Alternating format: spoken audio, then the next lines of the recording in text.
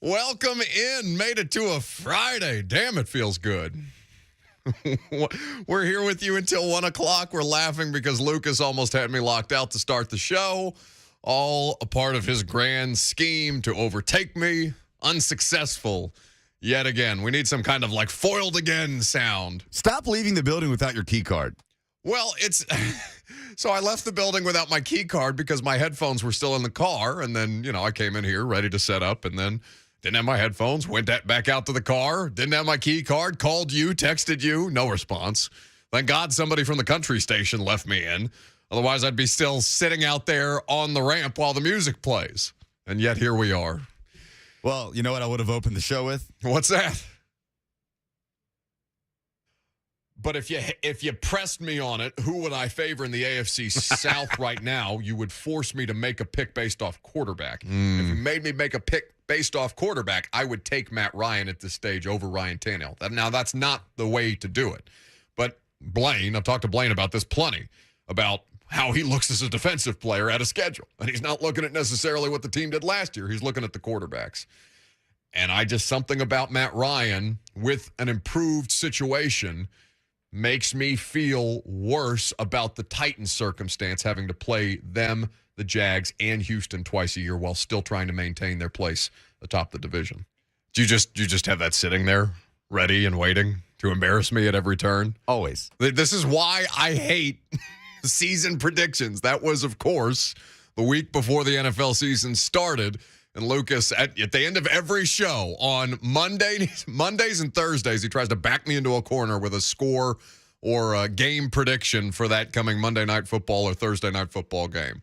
And so he's, basically after 6 months of refusing to do things like Super Bowl picks and, divisional picks and all these kind of things, record predictions, game-by-game analysis, just useless garbage, finally backs me into a corner and said, all right, you want me to make a pick? I'll make a pick based off quarterback. And the quarterback situation in Indy at the time looked better than the Titans quarterback situation.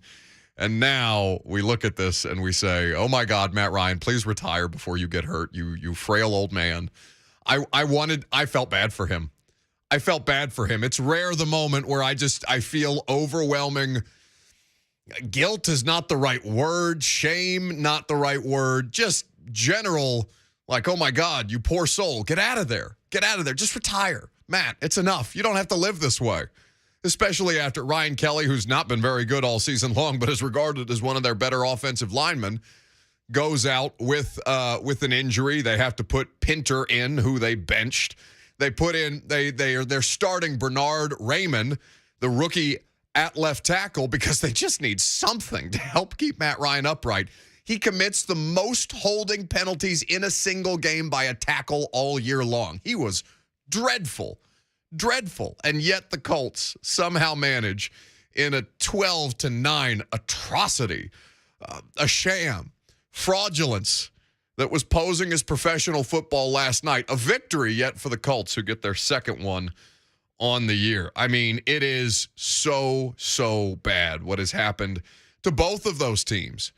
And I'll be honest, like we've talked about this a couple of different times where I say, okay, after a game, a terrible game, I come away saying, why didn't I just turn it off? Like, what are you still doing here? They were collectively 0 for 6 in the red zone. How does that happen?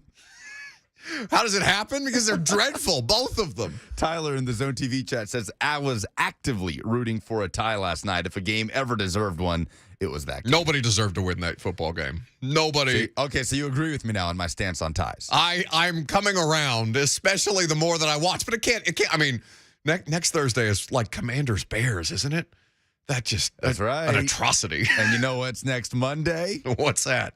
I just know the Broncos are involved. Oh, God. Get the Broncos off my television screen. It's like 3 straight weeks of primetime for Denver. Well, Chargers, one would project with a $250 million quarterback that they would have been better. And yet the $250 million quarterback is actively losing them games. They're at the Chargers Oof. on Monday Night Football next week. Goodness gracious. It's so bad.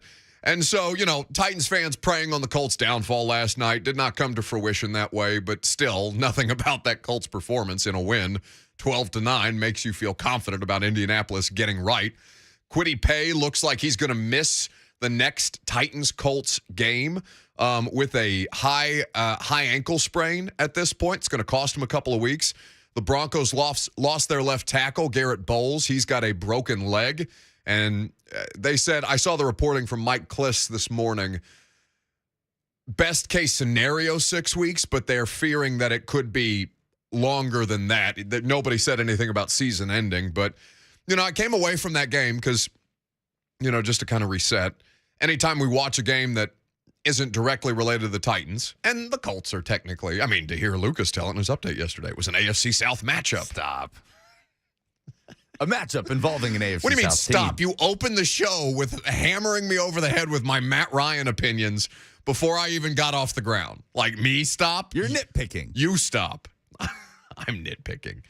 No, I'm coming away from that game, and I'm watching these games through the prism. Okay, what does this mean for the Titans? What does this affect? How do they hold up against the teams that I've just watched? Whatever the case may be. That's just the way that I'm going to process Thursday night, Monday night, when everybody's watching and the Titans aren't directly involved. And so I came away from this particular game saying, one, the Colts, God, make it stop. Make it stop. At some point, do you just call the season lost and put in Sam Ehlinger? Because Matt Ryan, they can't keep doing this to Matt Ryan. When he fumbled for the 10th time in 5 games. You don't call the season lost. You're 2-2-1 in the AFC South. Nothing is lost. Get him out of there. You don't look at them as a lost franchise this year? Because I do. I absolutely do. But, if there's one division in the NFL that a lost franchise can win, it's the worst division in football this season. It's this one. It's like the historical precedent of teams that start 0-2 typically don't make the playoffs, like overwhelmingly don't make the playoffs. Greg Cosell and I were talking about this on Wednesday, and I said, well, Greg, history didn't play in the AFC South. This is a division made to set precedents for the wrong reasons. The Titans and Jags are the only not lost franchises in the division. Thus far. But I came away from that game saying maybe the Titans' offensive line isn't that bad comparative to the rest of the league, because both of them are terrible. And I know Indy has been documented all year long. They're trying different things. It's obviously not working, but the Broncos were allowing pressure all over the place too. Now, I will say that DeForest Buckner against the Titans only played something like 19 snaps. Clearly was not healthy in that game. Looked decidedly better against the Broncos and was wreaking havoc up front. I do think the Titans got a little bit of a break by playing that defense in the absence of DeForest Buckner at the peak of his powers. Not saying that he was at the peak of his powers last night. He just looked closer to a return to form than what we saw against the Titans in Week 4. But these two teams, we're going to talk about this coming up next. So there's several teams in the NFL that, quote unquote, upgraded at the quarterback position. 2 of them allegedly played last night. So of these teams that allegedly upgraded their quarterback position, which team do you think regrets it the most? There's 4 options on the table.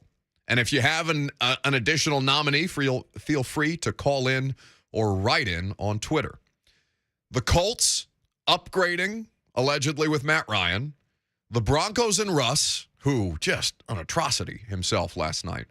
The Commanders and Wentz, who we will see this weekend and who has had a difficult go of it beyond beating the Jags in Week 1.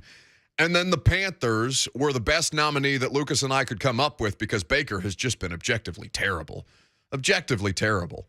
And it's not like Matt Rule is any kind of good coach, or thus proven to be any kind of a good coach thus far, to determine whether it's Baker or the system or everything combined that's failing them wholesale. But of the 4 teams that I just mentioned, Colts, Broncos, Commanders, and Panthers, which team do you think regrets their upgrade, so-called, at quarterback the most this season? We're going to talk about that coming up next. Broncos country, let's ride.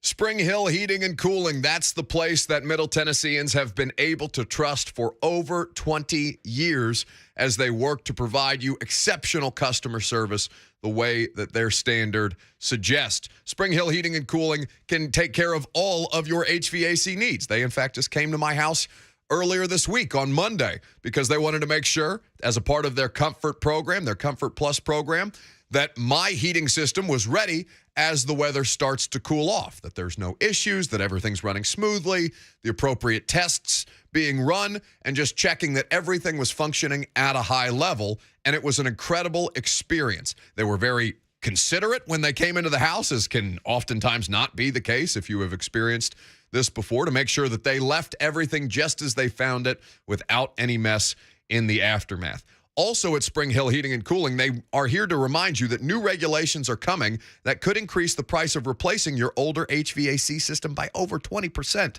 If you act now and replace it with Spring Hill Heating and Cooling, they will offer you 18 months with no payments or up to $1,500 off your new HVAC system. Spring Hill Heating and Cooling is always backed by a 10-year parts and labor warranty on York products and is also a York Certified Comfort Expert company. Spring Hill Heating and Cooling, find out more information at springhillac.com.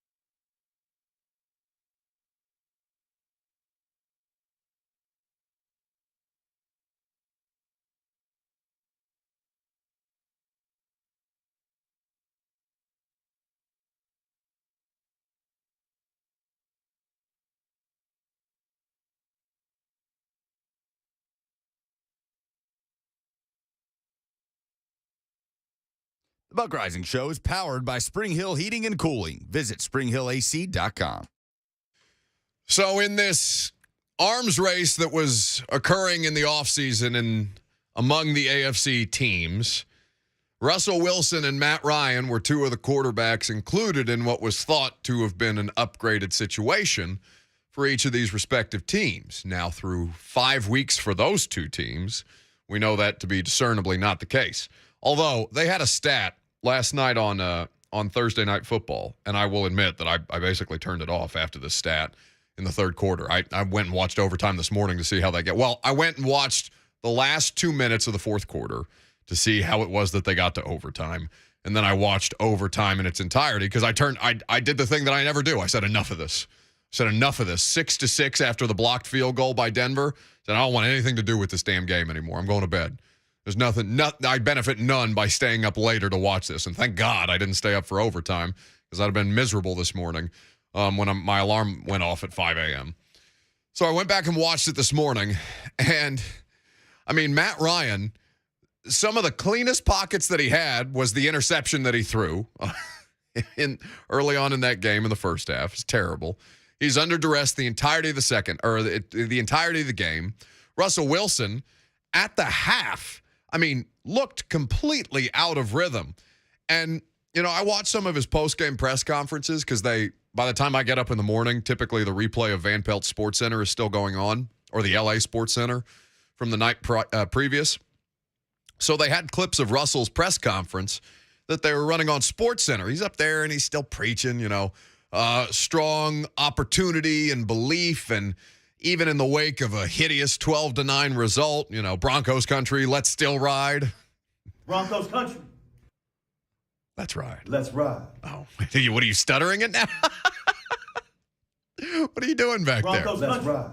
Oh, it's doubled up there? What happened?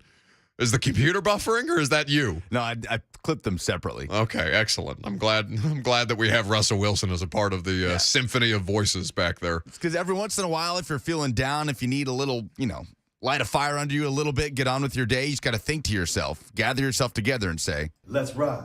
You know what I say? Where's Caleb Farley? I rebuke that in the name of Jesus. Yeah, I rebuke that in the name of Jesus. Thank you, Caleb. That's so far. I think Caleb Farley's greatest contribution to the city of Nashville is that clip. I've seen some good ones on this. Derek in the YouTube chat, Broncos country, let's lie because we suck. Somebody else said Broncos country, let's cry. I saw let's cry. Let's cry is a tough scene. Was it Richard Sherman that said Broncos country, let's score?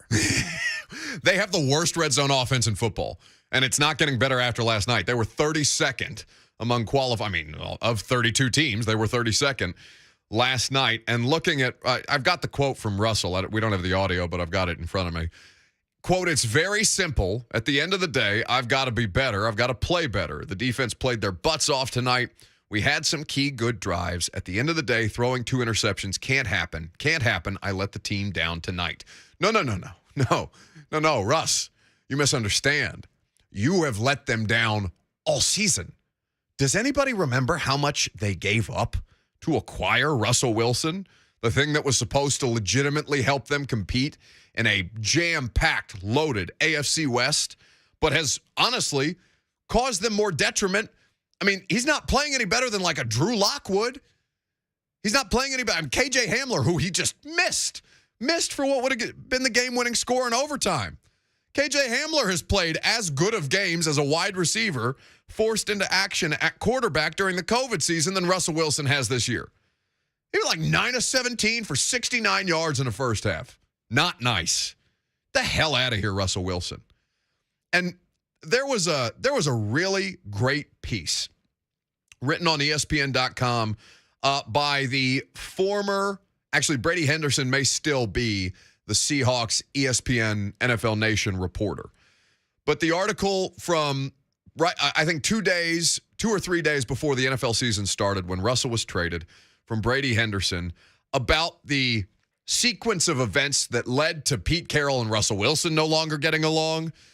His teammates, Richard Sherman, while still on the same team as him, being vocal about not really appreciating the Russell Wilson experience, and all the different things that have formed this persona of Mr. Unlimited. Fraud. Russell Wilson is a fraud. Let's ride. Broncos country. No, you're a fraud. I'm not riding anywhere with you. Hey, he may be the fourth best quarterback in that division. Would you not take Derek Carr at this stage over Russell Wilson, even as Derek Carr has not had the most ideal start to his season? Oh, easily, yeah. Of course you would. Yeah. Would that not have sounded blasphemous prior to this season beginning? Because Russell Wilson is a famous name, is a Super Bowl champion, to his credit. But when they won the Super Bowl, he was at his best, at his most efficient, a complementary piece to a Marshawn Lynch-driven rushing attack and a defense unlike few that we have seen across NFL history. He is a fraud. The more I watch him, the more, and I feel like I was trending this way at the end of last season anyway. Now, obviously, Russell had a thumb injury that cost him a couple of games. Do you remember the hype video that they had with the cameo from the doctor of Russell talking about? We've never seen anybody recover from. Do you remember this? Can you find this? It's a tough ask for me. I'm gonna go ahead and say no. What, you just don't want to do it? Yeah. Okay, very good. Thank you for all your help today. Are you saying this is an obvious answer then? Because I think it's an obvious answer. When we give out the four options about which team that quote-unquote upgraded, people are coming at us for saying upgraded. There are quotation marks there. Regret it the most. It's the Broncos. It's not close, right? It's not close. Oh, I don't know. It's not close. I think the Colts are in a horrendous situation. It's not just about the current situation. It's about what they gave up. It's about what they dedicated financially. It's not close. All right, here are the details on the Seattle trade with the Broncos to acquire Russell Wilson. So they trade Wilson to the Broncos along with a 2022 fourth-round pick in exchange for Drew Lock, Shelby Harris, who's a defensive lineman, by the way, who played well in the game against the Broncos to open the season for the Seahawks, and Noah Fant, the stud tight end. Denver's first and second rounders in each of the next two drafts. So not just 23, but 23 and 24. The Broncos have Jack Bleep to kind of make up for this in each of the next two drafts, as well as a 2022 fifth rounder. So the question becomes, when they give up the King's ransom or the quarterback's ransom for Russell Wilson, does the amount of capital that they gave up offset or make it a more egregious decision than any of these other four teams? Again, I'll read you the list of teams that, quote unquote, not actually, but were thought to have upgraded their quarterback position heading into 2022. The Colts with Matt Ryan, Russell Wilson and the Broncos. Washington Commanders acquired Carson Wentz from the Colts. You have Baker Mayfield now playing for the Panthers after an offseason where it looked like he could very well just stay on the Browns roster and eat the $19 million that he was owed. I think it is the Broncos. I don't know if it's a landslide because right now we put it on a poll for you guys to vote on, and of course we update the polls at the end of the show. Which team that upgraded at quarterback regrets it the most? Broncos are winning by a landslide right now with 67.5% of the vote. As they should. Colts second, Panthers third, Commanders fourth, because what else are they going to do? I guess in Washington, because they had Fitzpatrick, who, may have been a little frisky and then had a hip injury before was it before the season started? Did Fitz even play a game for the Commanders last year? So Heineke and Sam Howell is the hierarchy there. Well, and Heineke made the postseason a couple of years ago, so it's not, is Taylor Heineke a worse quarterback than Carson Wentz? Yeah, probably, but not by much. Tony on Zone TV says Pete Carroll looking like a genius right now. Well, and John Schneider, their general manager, who said, okay, you can take him. I think we owe the Seahawks an apology. I at least said multiple times on the air that if you are going into a season with either Drew Lock or Geno Smith as your starting quarterback, you are tanking. Yeah. Hey, you said that. I will There's no audio myself. of that. No audio of that. There's all you've got is me saying that Matt Ryan was better than Ryan Tannehill to start the season. You got that anywhere. Yeah, that audio hanging around. Lost in the ether. God, you're a jerk. 615-737-1045. Which team regrets their alleged upgrade at quarterback the most so far through heading into week 5 having concluded for the Broncos and the Colts? Here's some of the quotes, though, from the Brady Henderson article about Russell Wilson and the way that his teammates have basically just become tired of him. Wilson was in the MVP conversation early on in the 2019 season. The Seahawks went into 2020 with the plan. They're going to lean on Russ's arm more. They're going to let Russ cook the whole thing. Everybody's advocating for it, by the way. Everybody on the internet, every NFL pundit that you could find is saying the Seahawks are actively holding Russell Wilson back. Let Russ cook. Pete, stop running the ball 110 times until the fourth quarter when you're desperate and it just ends up being Russ chucking into the back of the end zone. So I'm looking at this situation, and there's quotes from Russ. Going into year 9, I'm trying to break away. To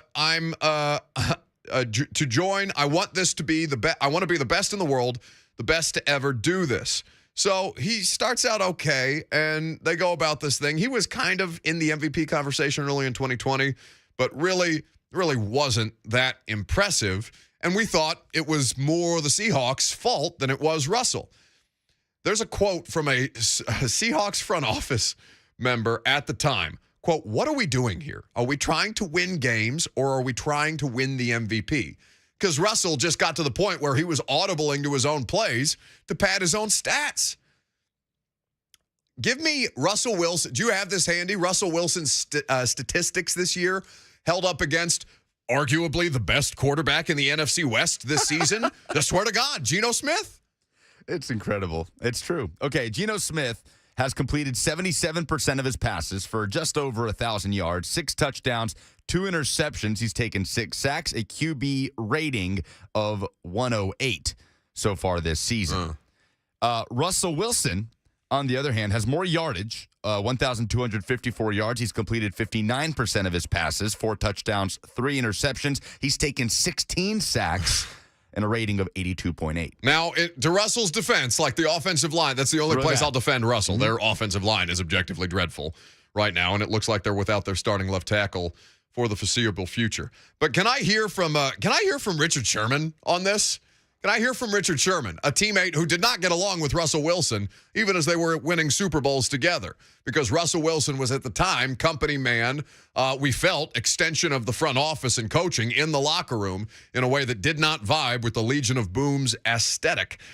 This is Richard Sherman, now a part of the Amazon Prime pregame, halftime, and postgame show. You got to run the ball. Again, like, I wish I had Marshawn up here. Like, 1 yard. You need 1 yard. Run the ball. Run the ball. CT. He's triggered. All he has to do is run the football. Like, necessary criticism. I'm not, I've said enough criticism for him, but God dang it, run the dang ball. Like, learn from your mistakes. Can somebody fill me in? What is he referring to? I'm confused. Have you been in this situation before? Run the ball. I will say this. That's great. That's outstanding. He's like shaking. He's visibly shaking. Well, yeah, because he could have been a 2-time Super Bowl champion if Russ hadn't audibled on the goal line to set up that pick to Malcolm Butler that made him a Super Bowl hero for all time. For all time. And run the ball. I love Ryan Fitzpatrick in there. What is he referring What's to? What's he talking about? Someone help me out here. On the final play when Russ misses KJ Hamler on the slant route. Easy touchdown. Like, it's right there. It's right there. They're throwing it on 4th and 1. God help me. Explain that to me.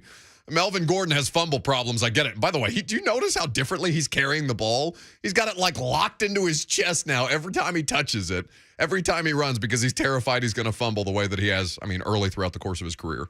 If this is how the Broncos are going to live under Russell Wilson, how do they recover from this? Oh, you don't. You're banged. Like, this is the kind of thing that completely derails your franchise for not even the next 5 years, like the next 10 years.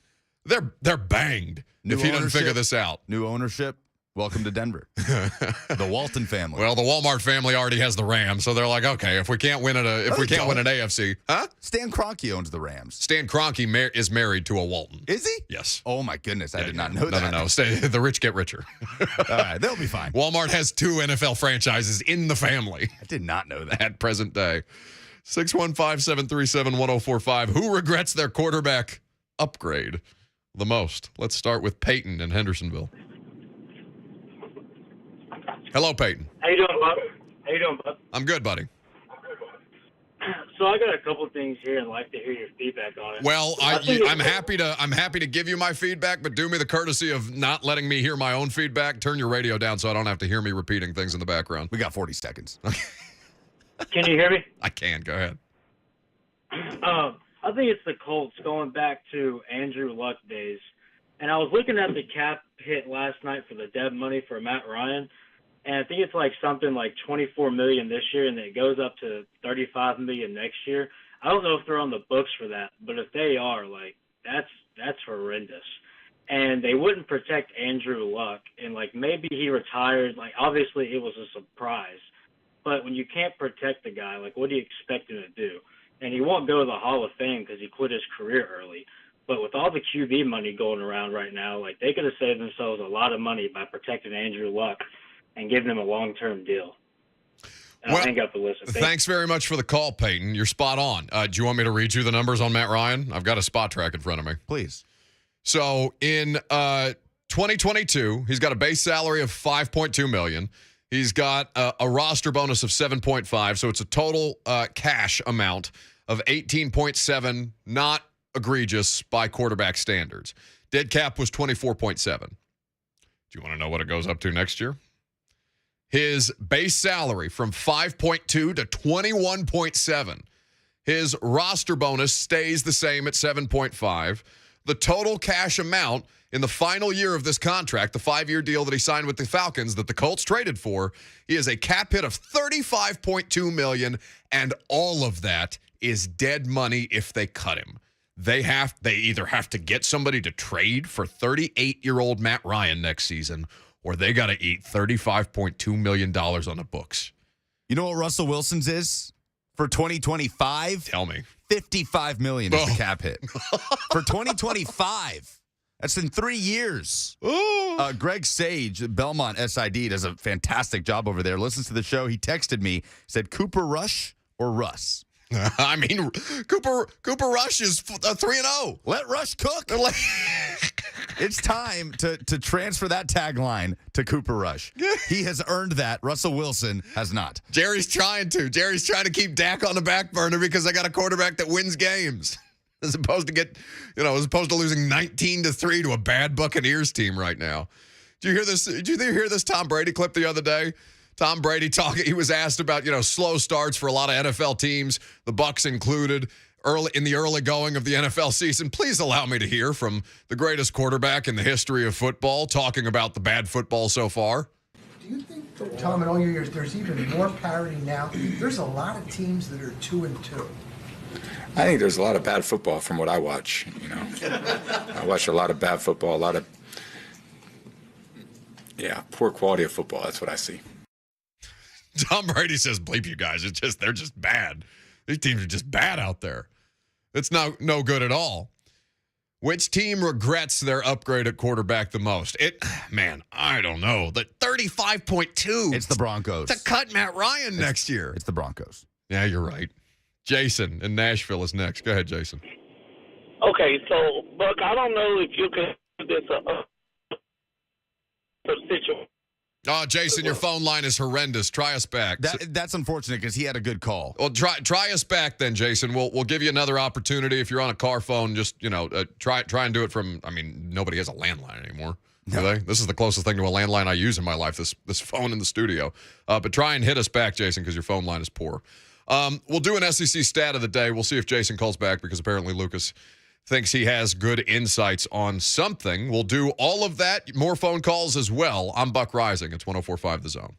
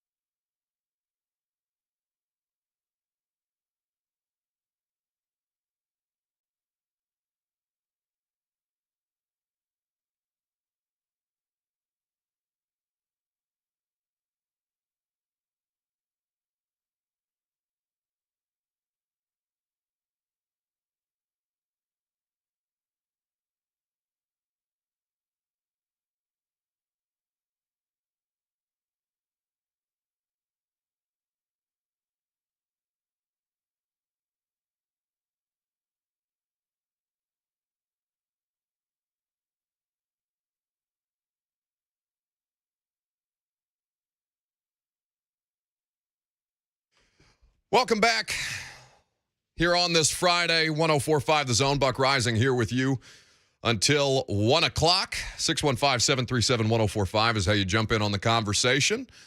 We've been talking about teams that regret their quarterback decisions so far this offseason and the atrocity that was that Thursday night football game last night. So who do you think regrets their quarterback decisions the most? John is up next. Hello, John. Hello? Hello, John. You're on the radio. Hi. Oh, this is Jason. Can you hear me, Buck? I sure can, Jason. Go ahead. Okay. Sorry about my cheap phone service earlier. I apologize about that. Hey, so I don't know that mine is really considered, I guess, an upgrade, but then I would think it would have been in their mind with the 49ers putting Trey Lance in and how it went down. Because the more I think about this, okay, yeah, you were blessed to still have Jimmy Garoppolo around, but that's not guaranteed for long term because you only signed him for 1 year as a backup, and now you don't know if your quarterback's going to come back the same way after this injury. And then I'm thinking, man, Jimmy's in a really good situation right now if he stays healthy and does good because he went from nobody wanting him because of the surgery to being a valuable asset and also possibly making the Niners have to fight for him later. So I think that whole situation is kind of got San Francisco in what do we do in the future type of thing. So I just wanted to hear what you have to say about that. Thanks. I think it's a great point. I appreciate the call, Jason. I think you look at the San Francisco 49ers, and yeah, they probably are regretting the way that they've handled their quarterback situation so far this offseason because there is no question that Trey Lance was not quite ready for the NFL opportunity that he has been afforded, but he's a hugely talented player. He's a prospect who had a lot of promise coming up. But, I mean, what's the difference between Trey Lance and what we've talked about all year long with Caleb Farley? The promise and the potential, all of these things, they don't matter a damn if you can't play. And so now with Trey Lance missing even more time with that ankle injury, I think it's a considerable setback for a team that is built, ready to win, provided the Garoppolo doesn't get in their own way, the way that Jimmy can sometimes do. What are you smiling about back there? It's a funny situation because it's a situation where the backup quarterback is in because the starter's out for the season, but we have a better picture of what that team looks like with their backup in there than we do with their starter. Like Jimmy Garoppolo comes in, it's like, okay, those are the 49ers we know, right? Oh, yeah. But no, it's I'm not going to enjoy the experience watching Jimmy Garoppolo play, but at least I know that Jimmy is good enough to get them into the playoffs, to get them to an NFC championship game. He's played in a Super Bowl. To his credit, it's just you're working around quarterback limitations. I mean, we talk about this with so many different teams in the league. The Dolphins with Tua.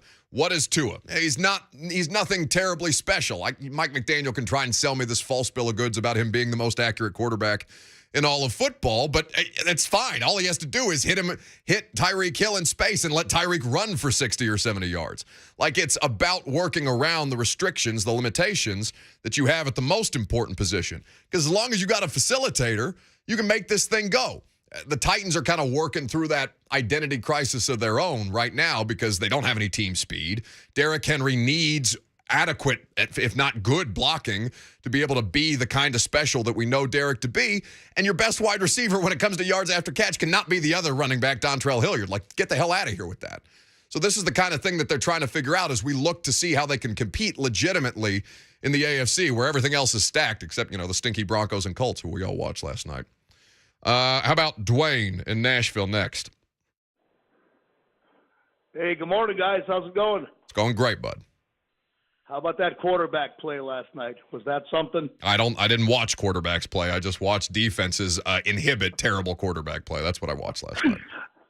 Hey, Buck, do you like pie? No. It doesn't matter what you like. And it's about time to take that little microphone of yours, shine it up real nice, turn that son of a gun sideways, and shove it straight up your candy ass. Wow. What happened? Oh, it says Dwayne. Is that like The Rock? Is that what happened? That's what that is. I think he was trying to do a promo there. I think he was trying to talk to me about this Matt Ryan. I thought Matt Ryan was going to be better than Ryan Tannehill this year. You should have let him finish. Well, that's back. Did you get scared? That's back-to-back callers. Yeah, that's a total wild card. That's back-to-back callers cosplaying as WWE superstars. Yesterday we had Macho Man. We did have, well, it just says Randy and Dwayne on my call screener. Yeah. I don't know that these guys are doing it. They're doing it in character. Got to be the same guy. Turn the microphone upside down. Oh, he could have said sit on it and spin. That would have been funny. Would have been funnier. But I think he was trying to do his rock impression there. Let's see if Chuck in Clarksville has another wrestling impression for us. Hello, Chuck. Hulk Hogan in Clarksville. No, Buck. How you doing this morning? I don't have any wrestling impressions, but I have to say Irsay has to be the most pissed right now. And I can just see him and Elway running into each other at the local weed store in Denver last night after that game. Oh, yeah. You think? Well, listen, it's legal out there. So if you want to puff, pass, there's worse people to do it with than, I guess, Jim Irsay and the Broncos general manager. But, yeah, it's all objectively bad right now. And I don't know what the fix is. Like for the Broncos, what the hell do you do? You continue to kind of trade through these veteran quarterbacks. You end up in this cycle that the Colts have been doing, where they throw the graphic up last night on Thursday Night Football. They've had 12 quarterbacks in Indianapolis since Peyton Manning retired. Now, that's 2011. It's a long time. Hey, Broncos have had more in Denver since Peyton Manning retired. They haven't had more. They've had 11. I thought they had like 15. They've had 11, but their record so the Colts at least have Andrew Luck in the mix on that as a part of that 12 with a record of 93, 87, and 1. The Broncos are 41 and 60 without Peyton since they won that Super Bowl in 2016. That 11, is that including KJ Hamler, who started that one game in the COVID year? It should. Okay. He counts. Don't take this away from KJ. KJ Hamler had a touchdown taken away from him last night. Don't take this away from KJ. Poor KJ. That's a tough scene. 615-737-1045 is how you jump in on the conversation. You want to do an SEC stat of the day? The SEC stat of the day is 218. That is the number of pass attempts that Hendon Hooker has made since his last interception. Last time he threw a pick, it was against Georgia last season.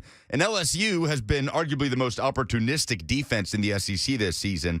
Leads the league in forced turnovers with 12, 4 interceptions forced, 8 fumble recoveries. They forced 4 turnovers in the comeback against Auburn. They were +2 in turnover margin against Mississippi State, a lot of that in special teams in that game 3 weeks ago. But Hendon Hooker has taken care of the football as well as, if not better than anybody in the SEC or in the country in this last stretch of 8 or so games that Tennessee has played. So down in Baton Rouge, a hostile environment. I don't care that it's an 11 a.m. kickoff. People will still be there. I'm interested to see if that trend is able to continue.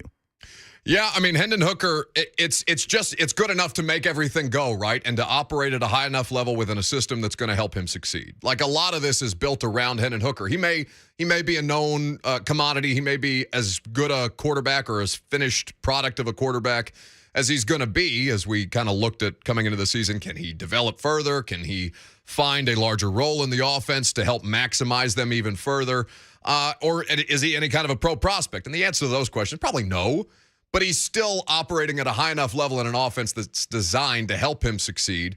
And I think that, as long as he doesn't turn the ball over, that's really all they can ask of him right now. Now, the defensive issues are the thing that kind of jump out to me against LSU, because they've already struggled with quarterbacks that who are rushers as much as they are passers, which is the case for the LSU quarterback right now.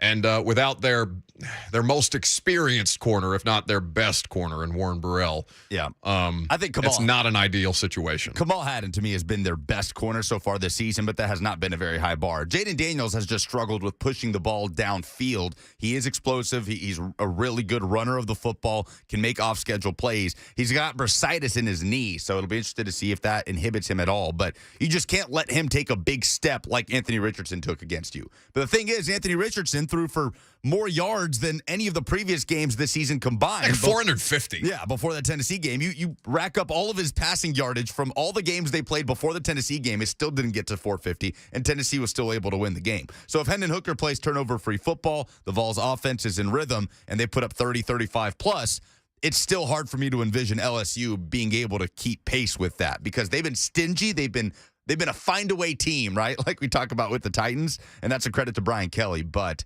Tennessee is the better team here, and Hendon Hooker keeping this trend going of 218 straight pass attempts without an interception. For me, it's hard to envision Tennessee losing this game if that continues. Cedric Tillman's status for LSU. We're going to update you with that coming up next. Coach Mack is going to be here at 11:20 to talk some ball. Stick around. It's 104.5 The Zone.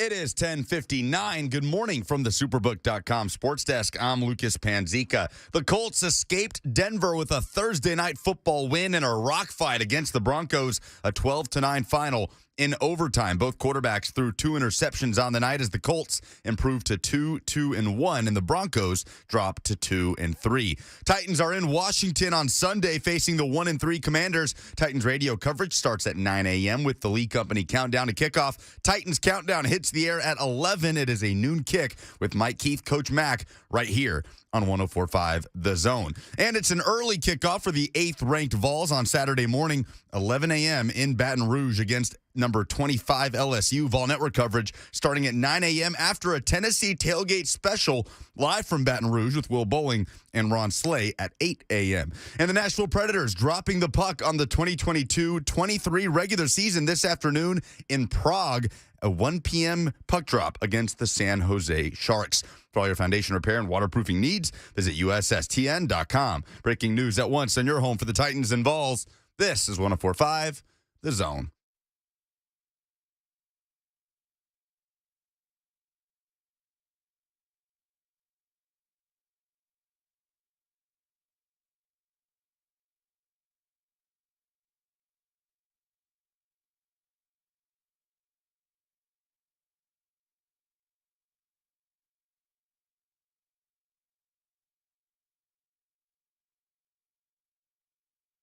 Second down on a Friday. Welcome in. Welcome back. If you've been spending some time with us so far, we're grateful for your presence as always. Lucas Panzica making it go. I'm with you until 1 o'clock. We got Coach Mack coming up in about 19 minutes from now. Talk some ball ahead of the Commanders and the Titans. See what Mack thought of the Thursday night football experience. Now, Mack charts a lot of these games, and the Colts and Broncos are both teams that the Titans have remaining on the schedule. You think Mack gutted it out through that whole thing? I bet he did. I bet he did on his 177-inch TV, was it? I mean, I have not been in the McGinnis, the palatial McGinnis estates just yet, but I take him at his word when he says he has just one giant wall that's just a television. Like, I take him at his word when he says that. A lot of people I call BS. We might be neighbors. Well, don't give away either of those things. One more so for Mack's purposes. And the fact that you don't know either means that you have not yet been extended an invitation to the McGinnis estate. Definitely not. Okay. 615-737-1045 is how you jump in at this point. Now, let's do the Vols and the Tigers first. Let's talk about Cedric Tillman's status, and then we'll get to some numbers that we had on the Titans games through 4 weeks on local television or in the Nashville market that were pretty shocking given what they were thought to have dropped by. But there's since been corrections on that in ways that make, in fact, I think more people are watching Titans games. That there was an egregious error on the part of Braden who put that information out there. So we'll get to that momentarily. But I'm looking at Tennessee and LSU and all these different things. I got a lot of questions about what it is LSU's doing exactly with Kayshon Boutte. I'm deeply confused by the usage. I'm deeply confused by the offense just generally. I'm deeply confused how they managed to sputter around in the first half and then rally back for the second half scoring outputs that they have done through their first 5 weeks. But I'm looking at this, and I see the Cedric Tillman thing, and I know that he had the, what's it called? Is it tightrope surgery? Yeah. Yep, tightrope ankle surgery. So it's something that is fairly routine. I had initially seen ankle surgery and texted Lucas, are you worried? Are you concerned? And he immediately shrugged me off and said, no, you idiot. You just don't know what tightrope surgery is. And he's right. I didn't at the time. How would I know? I've never had tightrope surgery. God knows I've never been on a tightrope. Well, what is the origin of the tightrope surgery, I wonder? How would I know, he says, when he doesn't read the article that then tells you what you need to know? I could have read the article. I did the thing I yell at people about. Yep. I just saw the headline and I texted you vigorously to see if there was any actual panic. Because, panic's pretty good for sports talk radio. No panic there. But is he going to play against the Tigers on Saturday? The hope was that They did the surgery prior to the bye. He would have the bye to recover. It's fairly routine. It does not necessarily speed up the recovery process from the high ankle sprain, but it is the thing that helps correct it and put him on track that he can return from. We've talked about this with Tua, as was well documented by Chris Lowe, who did the initial reporting for ESPN.com. Tua, I think, had it twice, not in the same season, but did have tightrope surgery twice throughout the course of his career at Alabama and was able to return after missing a week or so. So for Tillman, do they need him out there? That's the question. Do they need Cedric Tillman out there? Is it beneficial to play him right now, understanding that LSU it's still a big game. It's not Alabama. It's not Georgia, but it's a top 25 game. And it's the kind of slip up that they're going to have good momentum going into Alabama anyway, because even with one loss, that's still a compelling matchup. But there is no question, and certainly CBS is rooting for both teams to be undefeated when they meet on the third Saturday of October, that these two teams are as close to their peak as humanly possible. So does it make sense to put Tillman out there ahead of the Alabama game to kind of get him back in the swing of things if he's physically ready? Or is it more sensible to give him another week, get him these reps in practice, get him out there when you need him the most, which is at Alabama? But he will have at that point missed 3, including the bye, 3 weeks of on-field reps. That it's difficult to kind of just jump back into these things. It's the Maddenization of sports, the idea that a guy returns from injury, you just drop him back in the lineup and he'll go.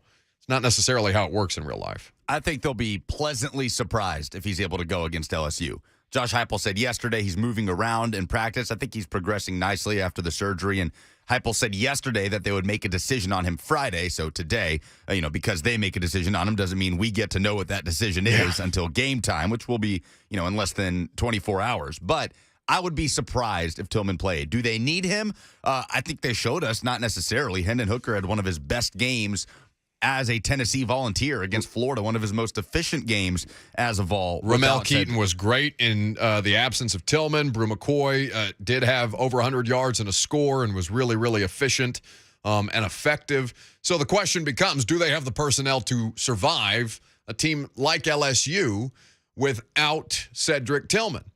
Well, let's hear from the opposition. Let's hear accent or no on this clip. No accent. No accent. Okay. Brian Kelly, back to no accent Brian Kelly, talking about this Tennessee offense. You got to get your cleats in the ground and you got to go play. So in one instance, they can't do a lot of things either, right? So if they're going to snap the ball with 20 seconds on the clock, there's not a lot of motion. There's not a lot of changing of formations. They've got to line up right and left too. So to play fast allows you, obviously a pretty clean look at what you're getting. But on the other side, you're right. You can't do a lot defensively. But what you can do is get your cleats in the ground, line up, play fast, play free, and play physical. And that's what we'll have to do against a really good Tennessee offense. So I think the biggest advantage that Tillman brings versus the other guys out on the field, although we did see this from Keaton and, frankly, Brew McCoy, it's just he's such a physically overwhelming player at the position that the jump ball, the 50-50 balls are not really 50-50 balls in the direction of Cedric Tillman. It's more like 70-30 because these defensive backs are not that size. It's what's going to make him, provided that he stay on track and continue to keep his health, it's what's going to make him a day 2, probably at the highest right now, NFL draft choice, because he's got that next-gen size of a receiver that allows you to moss these corners on a regular basis to where you see guys in the preseason. Who was number 85 for the Ravens that just gave Chris Jackson the business all night long? For the who? The Ravens? For the Ravens in the preseason. You remember number 85? Isaiah Likely? No, not Isaiah Likely is the tight end they drafted. Right. There was an HBCU wide receiver, number 85 with the long hair, who just had a game because he's a giant. And Chris Jackson like 5'10", 5'11", maybe. 5'11", maybe generous for Chris Jackson. And maybe Chris Jackson's not the best competition, but I watched that game and said, this is already the rules are skewed inherently in favor of the offense, but the size of these wide receivers and tight ends against these defensive backs, it's all you can do to cover these guys, much less keep them from making the contested catch. And at the college level, that's no different.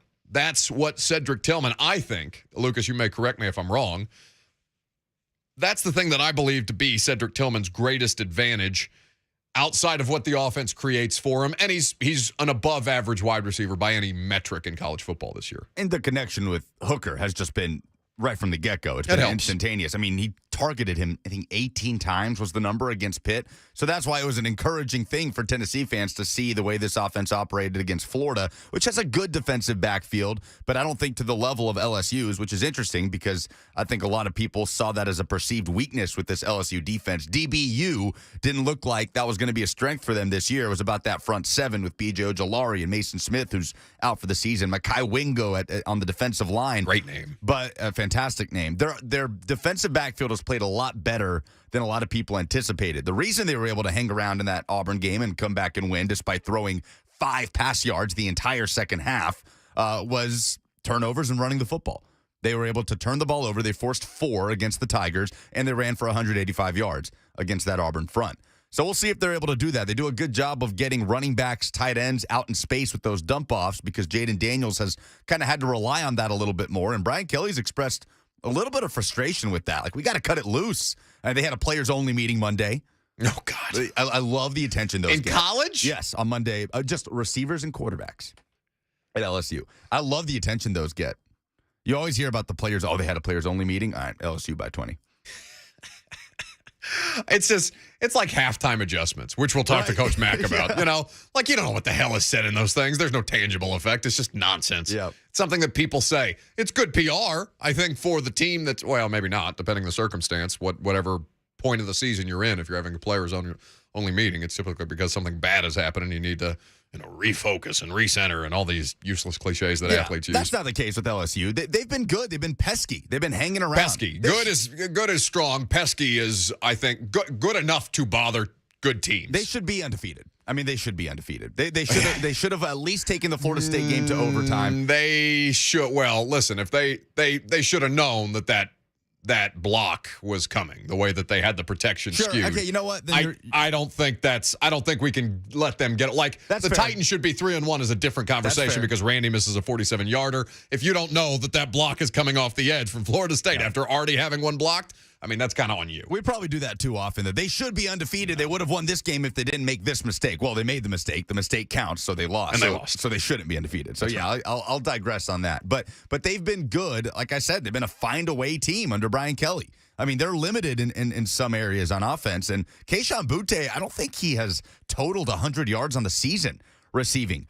You can't let this be the Kayshon Boutte breakout game. He had one catch for 4 yards. And you got to think that they're licking their chops at that. They're looking to get him going. They're looking to get him going, whether it's, I don't know, an end around, screen passes, forcing the ball to him. Just get the football in his hands. I mean, clearly that's going to be, if you're talking about more of an effort to push the ball downfield, if you're LSU, Kayshon Boutte has to factor into that. So if you're Tennessee, don't let this be the Kayshon Boutte breakout game at home against a top 10 team under Brian Kelly. Mike Denbrock, their offensive coordinator, calls the plays, right? It's not Brian Kelly. Oh, no. Brian Kelly is as CEO as it gets when it comes to being a head coach. Denbrock was the OC at Cincinnati and was Desmond Ritter's offensive coordinator and really utilizes the legs of Jaden Daniels well. He's kind of similar to Hendon Hooker, that he takes a lot of hits and not a lot of sliding there, but they don't want to take that away from him because it's part of his game. It's part of what gives him an edge as a runner. I would be interested to hear from Coach Mack, though, because Brian Kelly talked about kind of the pros and cons of playing that up-tempo offense. Like, well, you can stay in your sets, right? Like, Tennessee's not going to trot out 4 different formations on the same drive when they're having that fast-paced tempo. I'd be interested to hear Coach Mack's perspective on what Tennessee does do as far as the motions and the eye candy and giving different looks on one continuous drive. Well, we can find that out coming up next. We'll also get more of your phone calls on Thursday Night Football. I know there's a couple of people that want to talk about it. We'll do Thursday Night Football, Vols and LSU, and, of course, Titans Commanders, plural, not just the one, plural, the commies, as they're called, with Coach Dave McGinnis, Titans Radio, coming up next.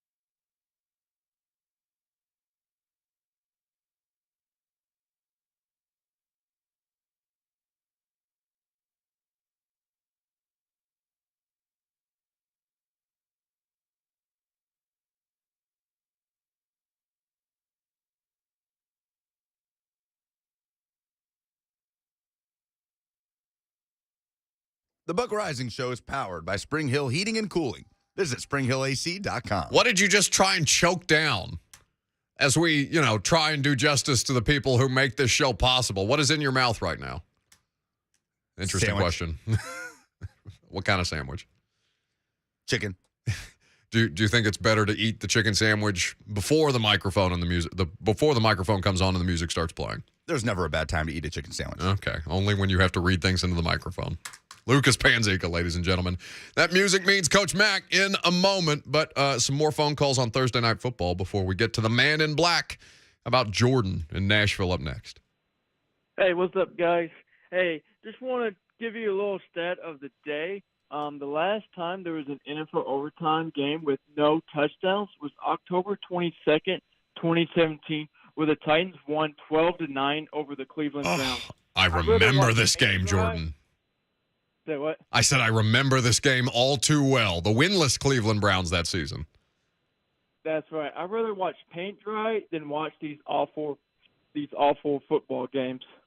Thank you so much for the call. Yes, the 12-9 field goal game between the Titans and the Browns. Now, the Titans did end up coming out victorious. Kevin Byard had a hat trick interception hat trick in that game to make it possible. But yes, I had forgotten that game also went to overtime, as did this terrible, terrible Thursday night football game between the Broncos and the Colts last night. Coach Mac joins us now. Am I being too harsh on the Broncos and the Colts? Because I thought that was objectively bad.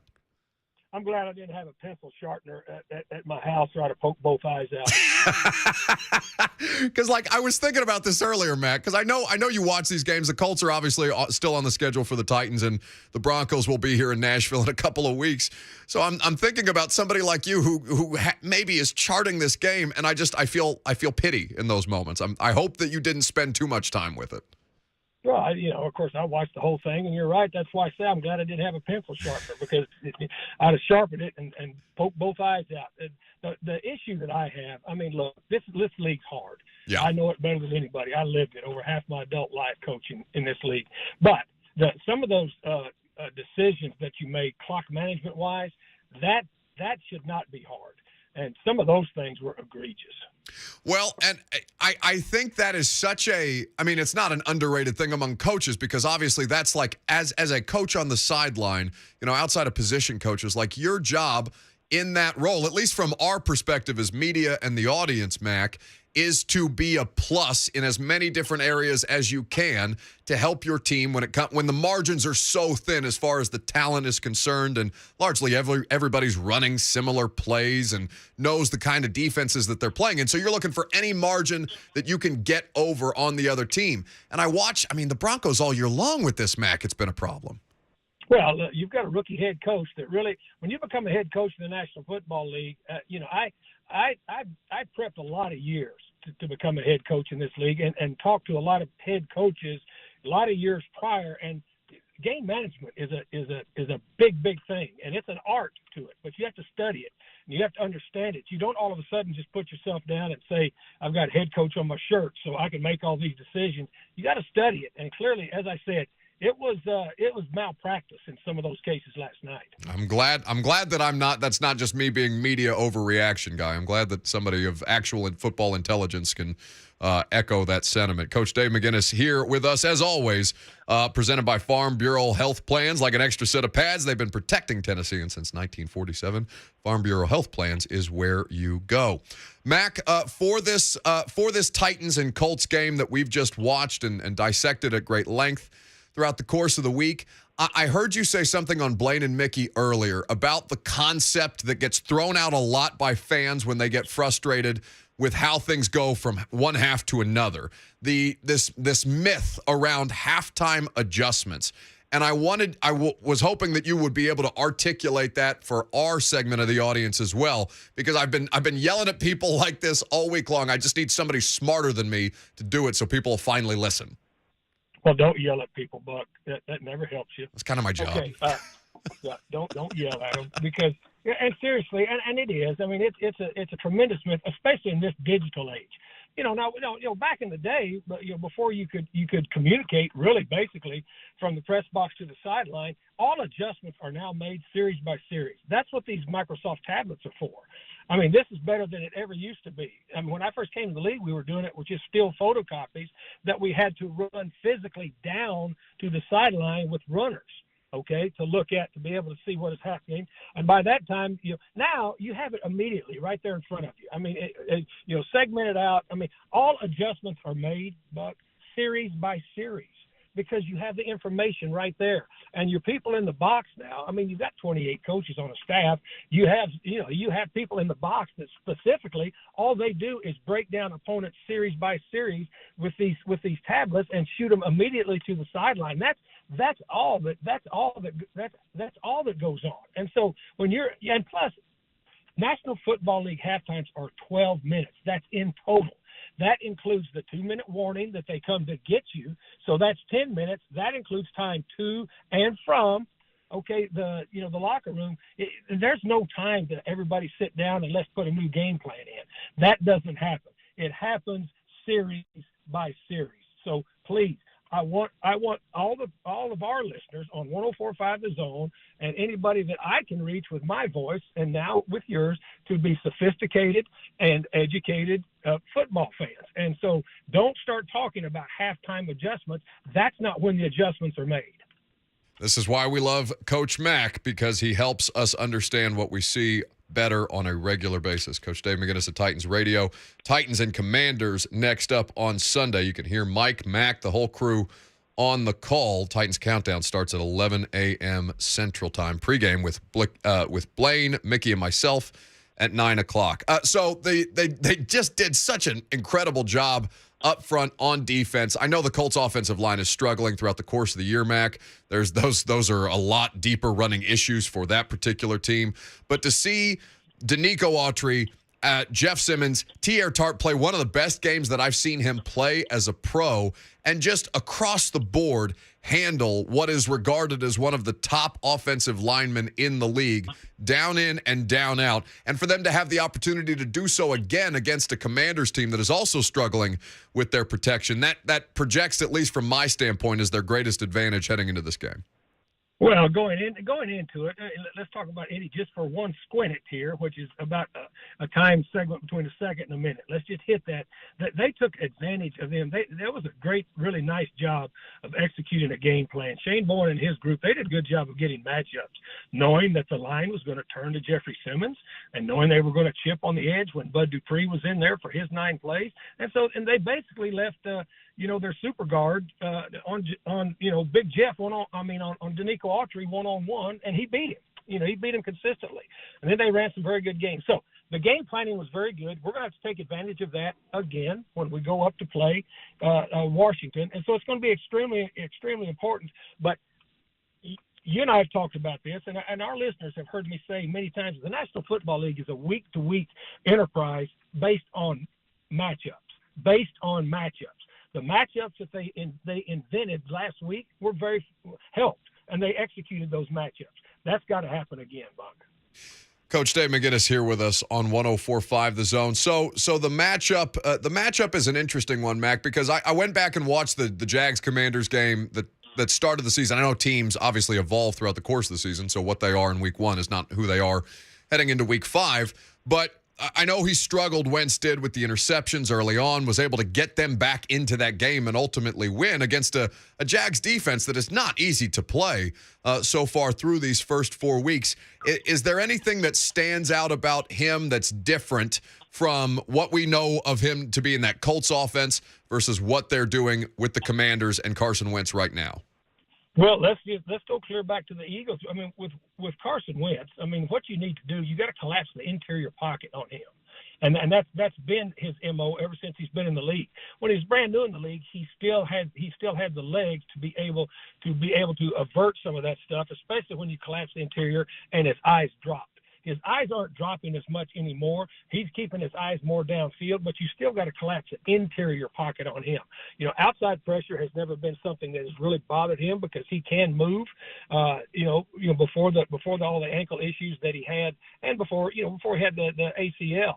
Now what he does, he keeps his eyes downfield. He's a more mature quarterback, but if you can collapse the interior and you can do some things pre-snap to be able to give him different looks than what he gets post-snap, that's always been an advantage defense against him. And really, and what he's been up against is some of the games that they've had, issues with. There's been huge score separations after the first half against them, and so. Anytime as a quarterback, I don't care who you are in this league, if people know that you have to throw and the time element is not on your side to be able to close the score, well, then that makes a big difference. And so what they want to do, what Scott Turner, their offensive coordinator, wants to do, Buck, is run the football. Yeah. They want to run the football. Ron Rivera wants to run the football. And then Scott Turner's, Ron Turner's son, who, was a master at play action when he was the offensive coordinator for those great Cowboy teams, that's what they want to do. Coach Mack here with us on 104.5 The Zone, breaking down Commanders and the Titans. That rushing attack, with Brian, the tragedy that happened to Brian Robinson, obviously it looks like he's made good progress, though, and he's been entered into this window for him to get cleared coming off of those gunshot wounds, injuries that he suffered prior to the season beginning. And then their offensive line kind of being in the state that it is, it's really derailed that plan, it seems to me, Mac. Yeah, well, that's why they've had running back by committee, and they're still trying to figure out ways. They still have. I mean, you start really looking at the numbers. I mean, they take some shots. Yeah. In the league, they're in the top 10 in the league as far as taking shots downfield. I mean, Scary Terry can run outside. Samuels is like having a running back, as a wide receiver. He's hard to tackle. They've got the ability to take shots, but one thing Carson Wentz really has, and he always has had coming into the league, he's got a really strong arm. So he can make all of the throws. And so that's one thing that you have to guard against is being able to balance how you're going to play their run game, and they'll have some varied runs at us that we haven't seen before, and also keep it from going over the top. That's going to be big. On the defensive side of the ball, Mac, William Jackson is a player that they paid a good sum of money to come over and be nobody's a shutdown corner in the NFL anymore. It's just so hard to play that position even before the rule changes that all favor the offense. But William Jackson, it seems to me, and I wonder what your perspective on this has been, he seems to really not be able to hold up well so far through his couple of seasons with the Commanders. I thought Kendall Fuller's been kind of underwhelming as well. I know that their front that they've invested so much draft capital in has been absent Chase Young for a considerable amount of time now, but it would seem to me that it's still not a defense that's rush is married with its coverage so far through these first 4 games. Well, and again, you talk about separation of score, but I know Jack Del Rio very well. I know Ron Rivera even better. And they're gonna have some multiple defensive fronts, and they're gonna bring pressure. Those 3 dudes that they still have left, those number 1 picks up front, minus Chase Young, can really bother you, especially if they're 2 interior people. And what you've got to be able to do, what you have to be able to do against that defense, and is run the football and then make them bring that 8th guy down so that you can work those corners. But, and until you do that, then they're going to show you different looks up there, and they're still going to try to live with those dudes up front. But we're going to see more varied fronts from them than we saw last week, from Indy. So pre-snap is going to be really big identifying these guys, Buck, especially early in the game, seeing what Jack Del Rio and seeing what Ron Rivera want to do against this Titans offense, especially personnel matchups. It's going to be fascinating to watch a game that will take place on the road for the Titans, who are winners of 2 straight, looking to make it 3 before they head into their bye. Of course, you can hear Coach Mack, Mike Keith, Rhett Bryan, Amy Wells, the whole crew on the call. Coverage starting at 9 a.m. Central Time on Sunday morning. Mac, this game for the Vols down at Death Valley projects as a really fun one in a weekend full of a lot of fun games. I want to ask you about TCU Kansas a little later too, if you've got the time for it. But looking at what kind of matchup this is between Tennessee and Brian Kelly's LSU team, what do you like? What stands out? What have you guys been talking about this week on Coach to Coach, or what will you talk about this week on Coach to Coach? Yeah, well, I mean, it is a matchup, and people have kind of dismissed LSU. LSU's got some players down there; they really do. And Brian Kelly, for all of his fake Southern accent and all of his cringeworthy TikTok dances and all of that stuff, I mean, the guy's won 73% of his games as a head coach in collegiate football. He knows how to coach. All right, so they've got players. What they've got a quarterback that can run. Transfer in there, Jaden Daniels from Arizona State, that you're going to have to deal with, and then defensively. For LSU, they're going to have to deal not only the fast pace. People kind of get in their minds that this is just that what Josh Heupel does is just fast pace, spin it all over the grounds. That's not what he does. When you're playing an offense like this, and say you're LSU going into it, first thing you've got to identify is splits, because they don't change people a lot. You got to identify splits. You got to identify spacing. And then you still have to be able to be cognizant of the run game. The run game in Josh Heupel's offense is an issue because of numbers count in the box, all right? So that's what they're up against. But don't fall asleep on LSU. They've got players. Don't take your dislike for the personality of their head coach, for whatever that comes from, as to a negative on their football team. This is going to be a fight down there. It's going to be a real fight. Mac, the Brian Kelly stuff, he is a tremendous coach. He's one of the he may be one of the most impressive coaches that Notre Dame has had in its long and storied history across college football. But the TikTok dance, the kid didn't even commit to LSU. He went to Alabama afterwards. It's one of the worst things I've ever seen. Well, as I said, it has no bearing on how they play, but it has a big bearing on the way people perceive him. And he didn't do himself any favors, by trying to act like he was Duck Dynasty out there on the basketball court when he was introduced. I don't even know if I could recreate the way that he tried to say family, but just not terribly authentic in that moment. Well, I mean, I've been from Texas and from the South all my life. I've never heard anybody say that. Family. Brian Kelly. Coach Mack here with us on 104.5 The Zone. TCU, Kansas. This is a fantastic game. I know you got to have a lot of pride in the way that TCU handled themselves last week en route to that big win. What stands out about this matchup? How much have you actually gotten the opportunity to watch, Mac? I've got one word for you. Frog. That's it. Just frog. Frogs all the way, huh? No, just frog. That's all I can say. And if I could have three words, it's fear the frog. I'm telling you what, down there in Fort Worth, people are fired up. I mean, this is really cool stuff. I mean, and seriously, and you got game day in Lawrence, Kansas. I mean, Lawrence, Kansas has not done. They haven't even thought about football there in 10 years, and all of a sudden now here they are. Yeah. I love it. I mean, this is going to be. You really talk about it though. What's going on with Sonny Dykes? And I know Sonny, and I knew his dad, Spike, who's a legendary Texas coach, very, very well. Look, and Sonny coming, right down the turnpike from SMU to TCU, he still kept all of those recruiting contacts that helped him build that SMU thing.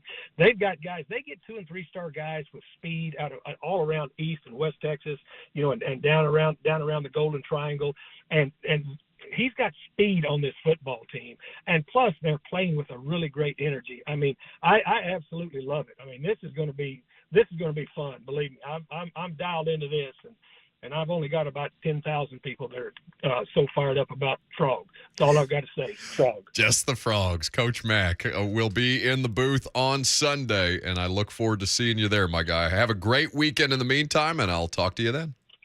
Hey, Buck, I was up here with Jim White. We're getting ready to go to practice, but right before, look out up there in the press box. He told me the last time he was in the press box there, a mouse fell out of the ceiling on his desk. Oh, no, Jimmy. This is like the leaking press box in Jacksonville, Mac. This has to be the worst stadium left in the league, right, at this point? Well, I don't know. I mean, if a mice have fallen out of the ceiling, I don't know how that bad that is. Well, it's either the vermin or the raw sewage leaking from the concourses. That's how it goes. See you, Mac. See ya. Fortified that railing though. I'm still not over the press box in Jacksonville leaking on my laptop. What do you think I'm going to be like if there's an actual rodent running around me in FedEx Field? Like, I'll leave. I'll quit. I think you would be the source of a lot of people's enjoyment. Just watching. You're gonna be there. Make sure you have a camera, because if you can put that on social media, I promise all the clout you've been chasing on the internet, it will come to fruition in one beautiful. Someone will do it. I don't need to have a camera. Someone will do it. This trip stinks. This trip just generally stinks. Yeah, because you want to go and do stuff in D.C., but it's not even really in D.C. Well, I'm flying into D.C. I'm going to spend the day in D.C. and then because I've got some friends there, we're going to do lunch, maybe dinner, and then I'll make my way to my hotel in East Landover, Maryland, 45 minutes away from anything of relevance to our nation's capital. So I'm gonna find the time to make it happen. But you fly in late, so it's just a complete wash for you. Yeah, I'll get in around 5 or so. Enough time to watch Vols LSU. All right. G from T-Town on the Zone TV chat on YouTube specifically says, take your cats with you for protection. You go through the media, metal detector screening area. Come on, Francis. Put their bag in and then the cat carrier in. We got work to do. Me and Frank taking on the FedEx Field press box and all of the vermin that lie within, and not necessarily the vermin that owns the team. The subject for a different day.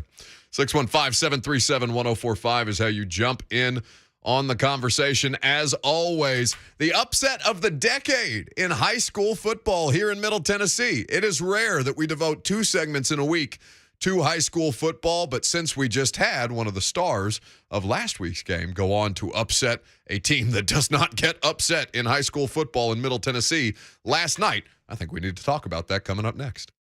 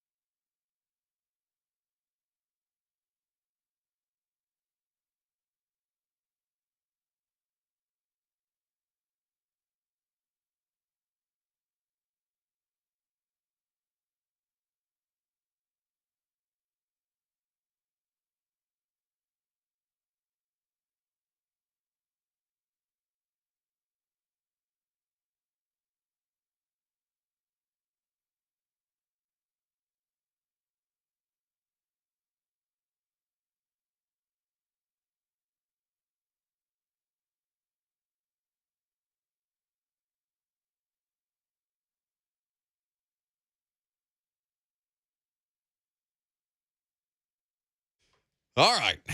So we've got Titans practice later this afternoon. I'll keep you updated on who's in, who's out. Mike Vrabel will do that at like 12:55, and then I'll be back to give you an update on Blaine and Mickey. Absent the Mickey. Blaine and Panzica? Not quite the same ring. Doesn't have the same ring to it. No, but you'll be there. I will. I don't have the musical talents of a Mickey Ryan, but I'll do my best. Well, what can you do? You do have the talent, though, for high school football. It's about the only compliment I'll give you. Thank you. 104.5 The Zone's high school game of the week this evening is where? We're at Nolensville High School, and this is as excited for a matchup as I've been in a while. Nolensville and Page, both 7-0, Region 6 5A, both 5A championship contenders. Schaefer going to join me to do some color, and then he'll have you for Friday night finals until 11 p.m. Tate Matthews, you hear him every Saturday morning on The Zone, his high school sports Saturday show, and on our high school football coverage. He'll join me in the second half, but it's going to be a really fun, really evenly matched game tonight at Nolensville. I hope Schaefer's getting a nap. Good God. Yeah. That's a long day. Yeah. High school football, though, last night. Now, we had one of CPA's wide receivers on Tuesday. Yes, London Humphreys, the Vanderbilt commit, 3-star prospect for CPA. So we had London on. He had an outrageous performance in the first game for a high school football hero that has been on the show. That was a loss. It was 38-30 or 39-38, the final in last week's game, but he was outstanding. He had over 200 yards receiving. He had 4 touchdowns. The guy, I mean, they could not have done as a team more to win that game than they did. CPA played again last night. Why don't you set the scene for people who may not necessarily, I'm sure many people in the local audience understand the significance of the upset that happened last night. Oh, absolutely. On behalf of CPA. But for those who don't, why don't you set the scene a little bit? Yeah, just putting into context just how dominant Oakland has been in the Kevin Creasy era. This is year 8 for him. 3 state championships in that time. Oakland going into last night at CPA, a Thursday night matchup at CPA between Oakland and the Lions. Oakland had won 36 games in a row. They had not lost a regular season game since 2018. They had not lost a football game, period, since the 2019 state championship game. And Kevin Creasy, before last night, had never lost to a Middle Tennessee high school football team. That's wild. In 8 years at Oakland High School, it is just absolutely stunning numbers on what Oakland has done over those 8 years. CPA jumps out to a 21-0 lead. They do not let go of the advantage. They win 35-14 over the Oakland Patriots. And like you said, the upset of the decade in Tennessee high school football, without a doubt in my mind. And London Humphreys, who we had on the show on Tuesday, had 4 catches for 47 yards and a touchdown. But Asher Keck, the running back, was the star of the show for CPA. 20 carries, 169 yards, and a score. Appreciate Joe Spears, the Tennessean, for helping me out with those numbers. But a stunning upset for Ingle Martin and CPA against Oakland, who I still think is the runaway favorite for to be the 6A state champion. Man, that's such a cool moment. Awesome, yeah. I hope that people, and again, I think a lot of people do. I don't necessarily, I don't have kids. I don't have kids in high school, so I pay attention to the games for the sake of our high school heroes conversations, and obviously Lucas does them, so I want to be aware of what's going on. But I think the significance of something like that for the kids and for, the parents and all those things, that had to have been a really cool scene to witness last night. Well, listen to London Humphreys when I asked him about this game, going up against Oakland, trying to remove the logo from it, and just preparing for a game like on Tuesday's show. On Tuesday's show, yeah. Yeah, for sure. They, last year was a great game. It was one of the most fun of the year. They had 2 incredible running backs, and this year again, they run the ball a ton. It's going to come down to everyone doing their little jobs, like the little things that maybe if you're up in the stands, you don't recognize. You just see like a big play come out of it. But if everyone does their job and focuses on that, that's all we can do. We can't. If they make great plays, they make great plays. We'll do the same. And it should just be a lot of fun. Once again, honestly, it was fun. It was fun for CPA. Yeah, congratulations to CPA, to London, to the entire team, and to the kids and the parents associated with it, and of course the coaching staff. Yeah. A really, really cool moment. So Oakland has to turn around and play Riverdale, a huge rivalry, Battle of the Borough, next week. So they'll have a long week to prepare for that. But I hope CPA and Ingle Martin and those guys enjoy that win, because they're the only ones to do it out of Middle Tennessee. They're the only ones to beat a Kevin Creasy coached Oakland football team, and that's really impressive. If they were the Colts, they'd hang a banner for it. Right. I mean, no, it's a big point. deal. No. I mean, it's a lame joke. Look, Oakland has lost to 3 teams total in the Creasy era. That's they wild. Whitehaven out of It's Memphis. just wild. It's insane. Whitehaven out of Memphis, Maryville out of East Tennessee, and then and Hoover, the powerhouse out of Alabama. Those are the 3 teams that they've lost to in Creasy's time there. Now you can add CPA to that list, and I love that. That's a measured response too.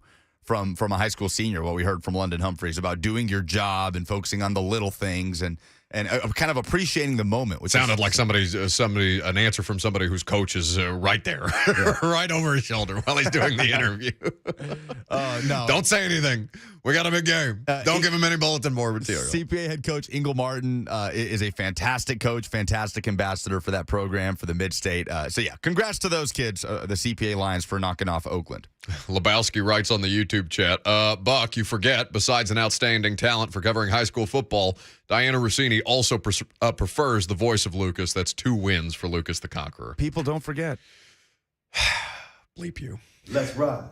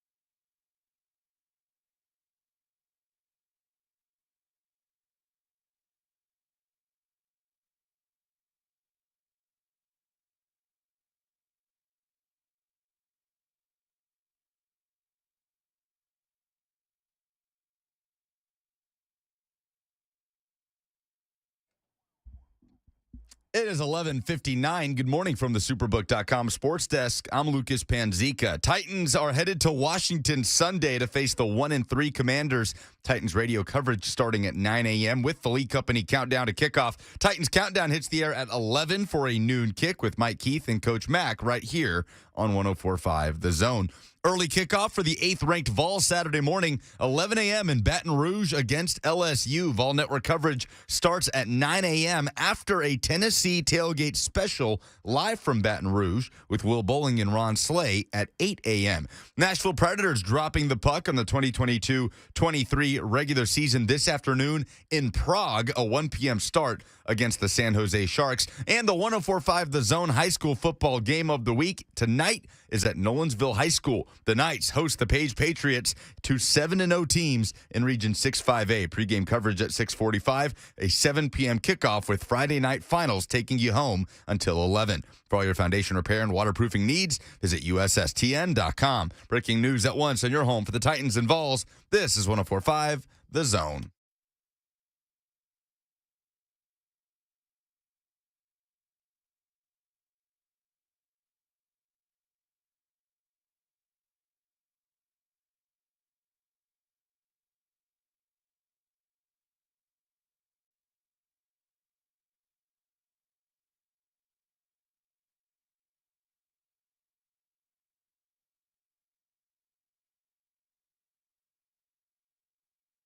Final hour of the week for us. Welcome in. Welcome back. You've been spending time with us so far. We're happy to have you on this Friday. Jump in if you like, 615-737-1045. That's the number that you call.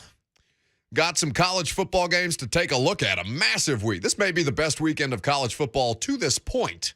Heading into week 6, not just in the SEC, but across the landscape. We'll talk about those with you momentarily. The Vols and LSU is obviously the marquee and something that we are going to study and dissect at great length both today and have done so today, and then as well as Monday. And, of course, Saturday when Will Bowling and Ron Slay will be down there for the Tennessee Tailgate Show. Before we do that, though, there's a couple of things that I want to address. Lucas, you brought up the Preds are opening their season today. Yep, puck drop at 1 p.m. our time. That's locally here in Nashville. In Prague. Prague. Now, Prague is spelled Prague. And the YouTube chat, who made fun of me for being somebody who DVRs 60 Minutes like an old man earlier in the week, spells Prague how? Andrew in the YouTube chat says, what is Prague? P-R-O-G. All right. Now, listen, I'm willing to tolerate a certain... it's like making fun of somebody for reading. Like, you're gonna make fun of somebody for reading and trying to better educate themselves on a regular basis? He said, "Oh, bite me." No, you bite me, sir. Take a big old chunk. I want to give you the benefit of the doubt, Andrew, and assume you were being facetious. P-R-O-G, bleep you. It's in the Czech Republic. It's still spelled P-R-A-G-U-E, and the Preds will play there today. Maybe it's because they're out of the country. It snuck up on you.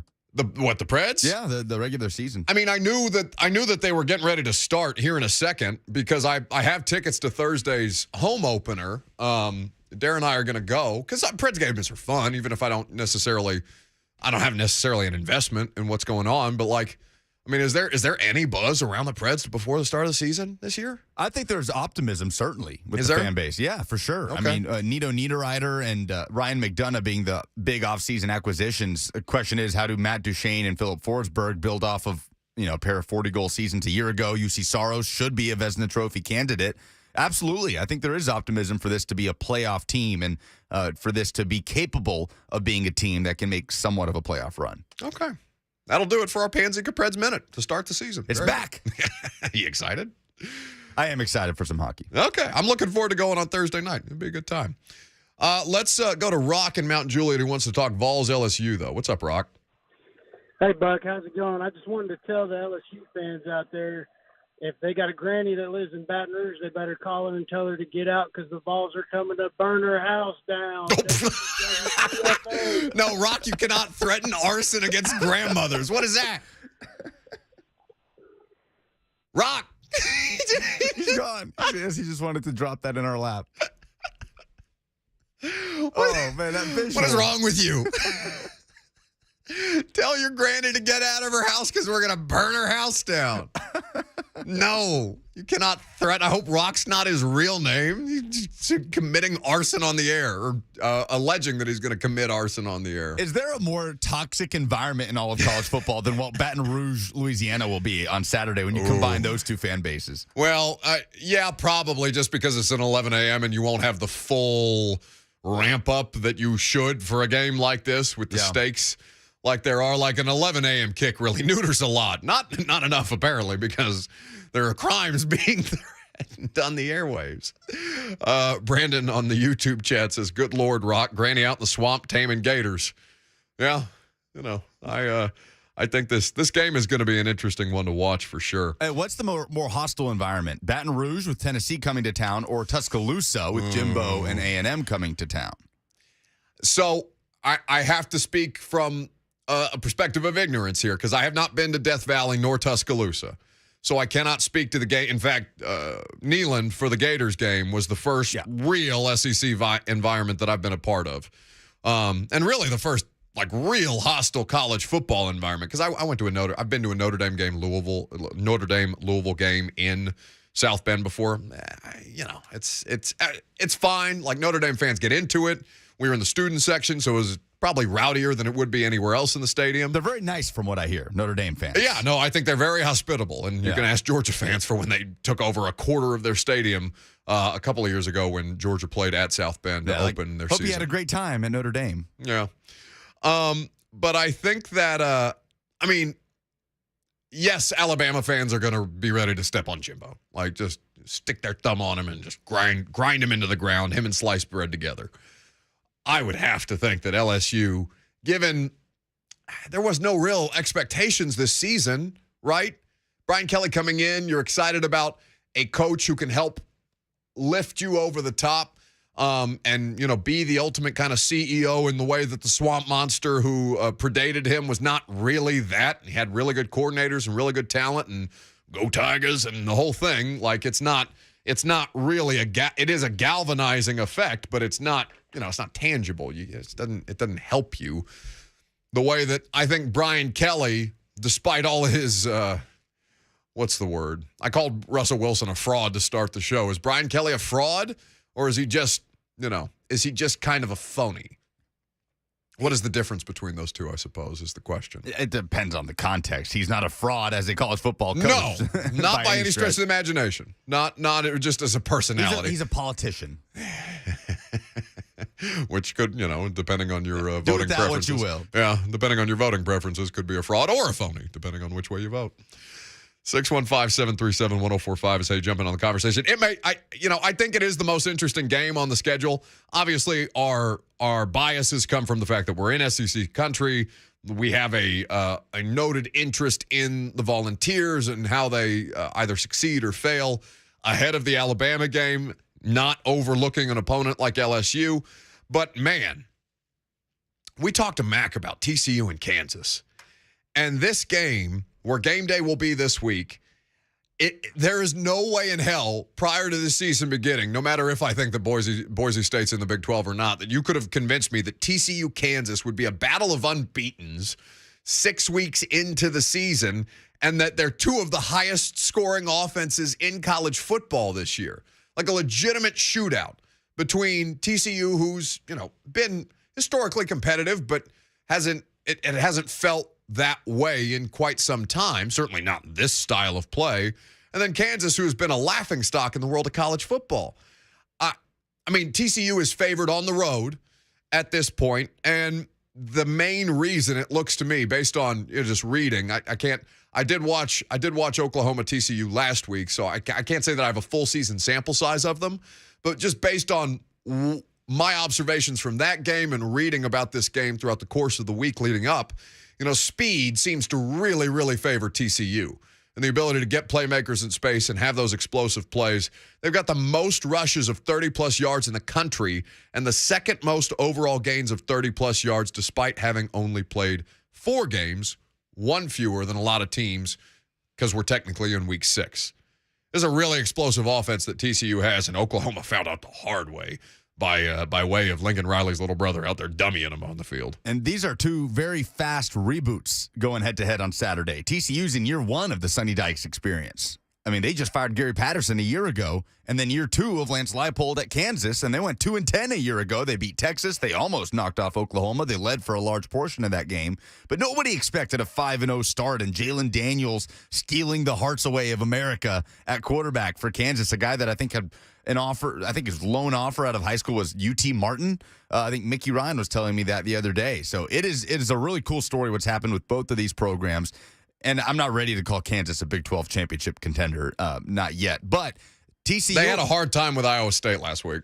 Look, the fact that Kansas is 5-0 is utterly insane. The fact that they are a bowl team under Lance Leipold should put him in consideration for other head coaching jobs.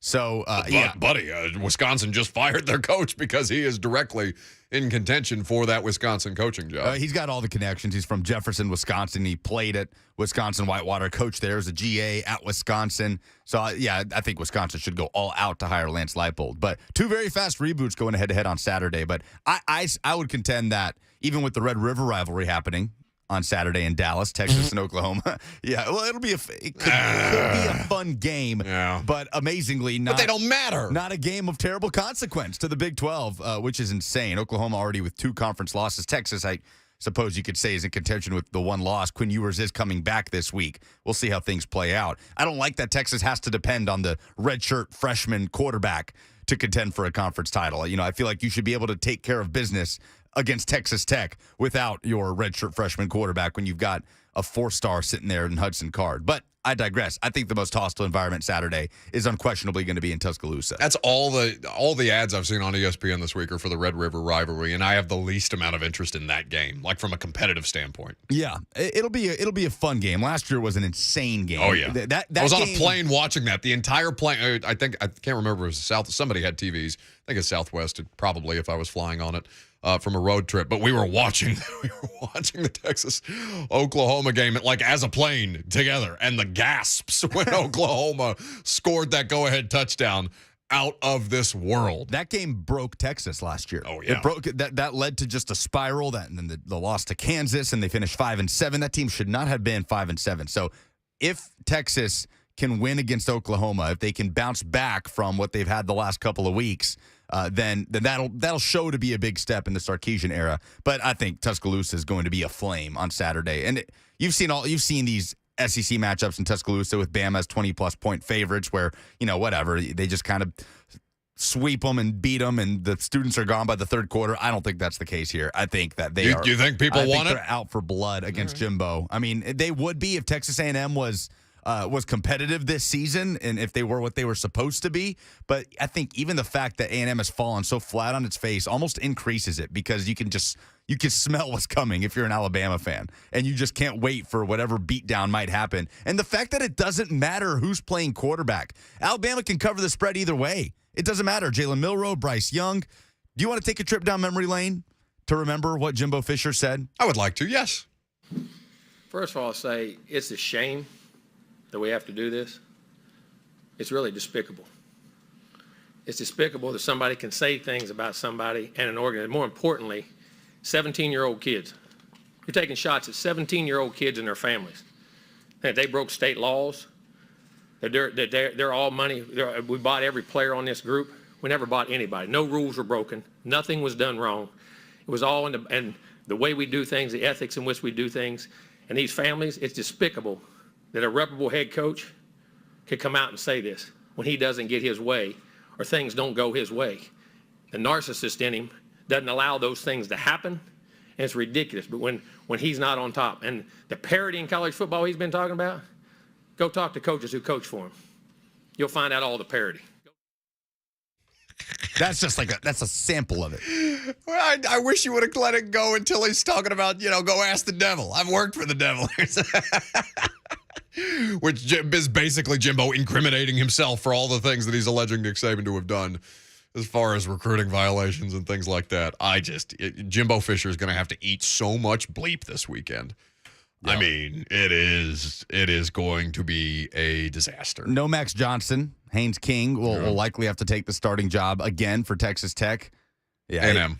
I'm sorry, A&M, excuse me. It could get ugly. It could get ugly in Tuscaloosa. It probably will on Saturday. And, I mean, it's like you know what's going to happen, but you still wonder how it's going to intensify the conversation around Jimbo Fisher as a guy that unquestionably would be sitting firmly on the hot seat if not for that buyout number. $85 million, and it only drops down to like $75 million next year. Yeah, that narrative, that conversation is going to be really interesting. After whatever happens on Saturday. 615-737-1045. How about Rick in Hendersonville next? Hey, guys. I'm calling in because I want you to verify the correct pronunciation of what you guys call Prague and what I call Prague. But I've got a friend of mine. I was telling him that another friend of ours was sending his 4 kids over to the hockey game. Mm-hmm. Prague. And he said, you talking about Praha? Czechoslovakia? Oh, really?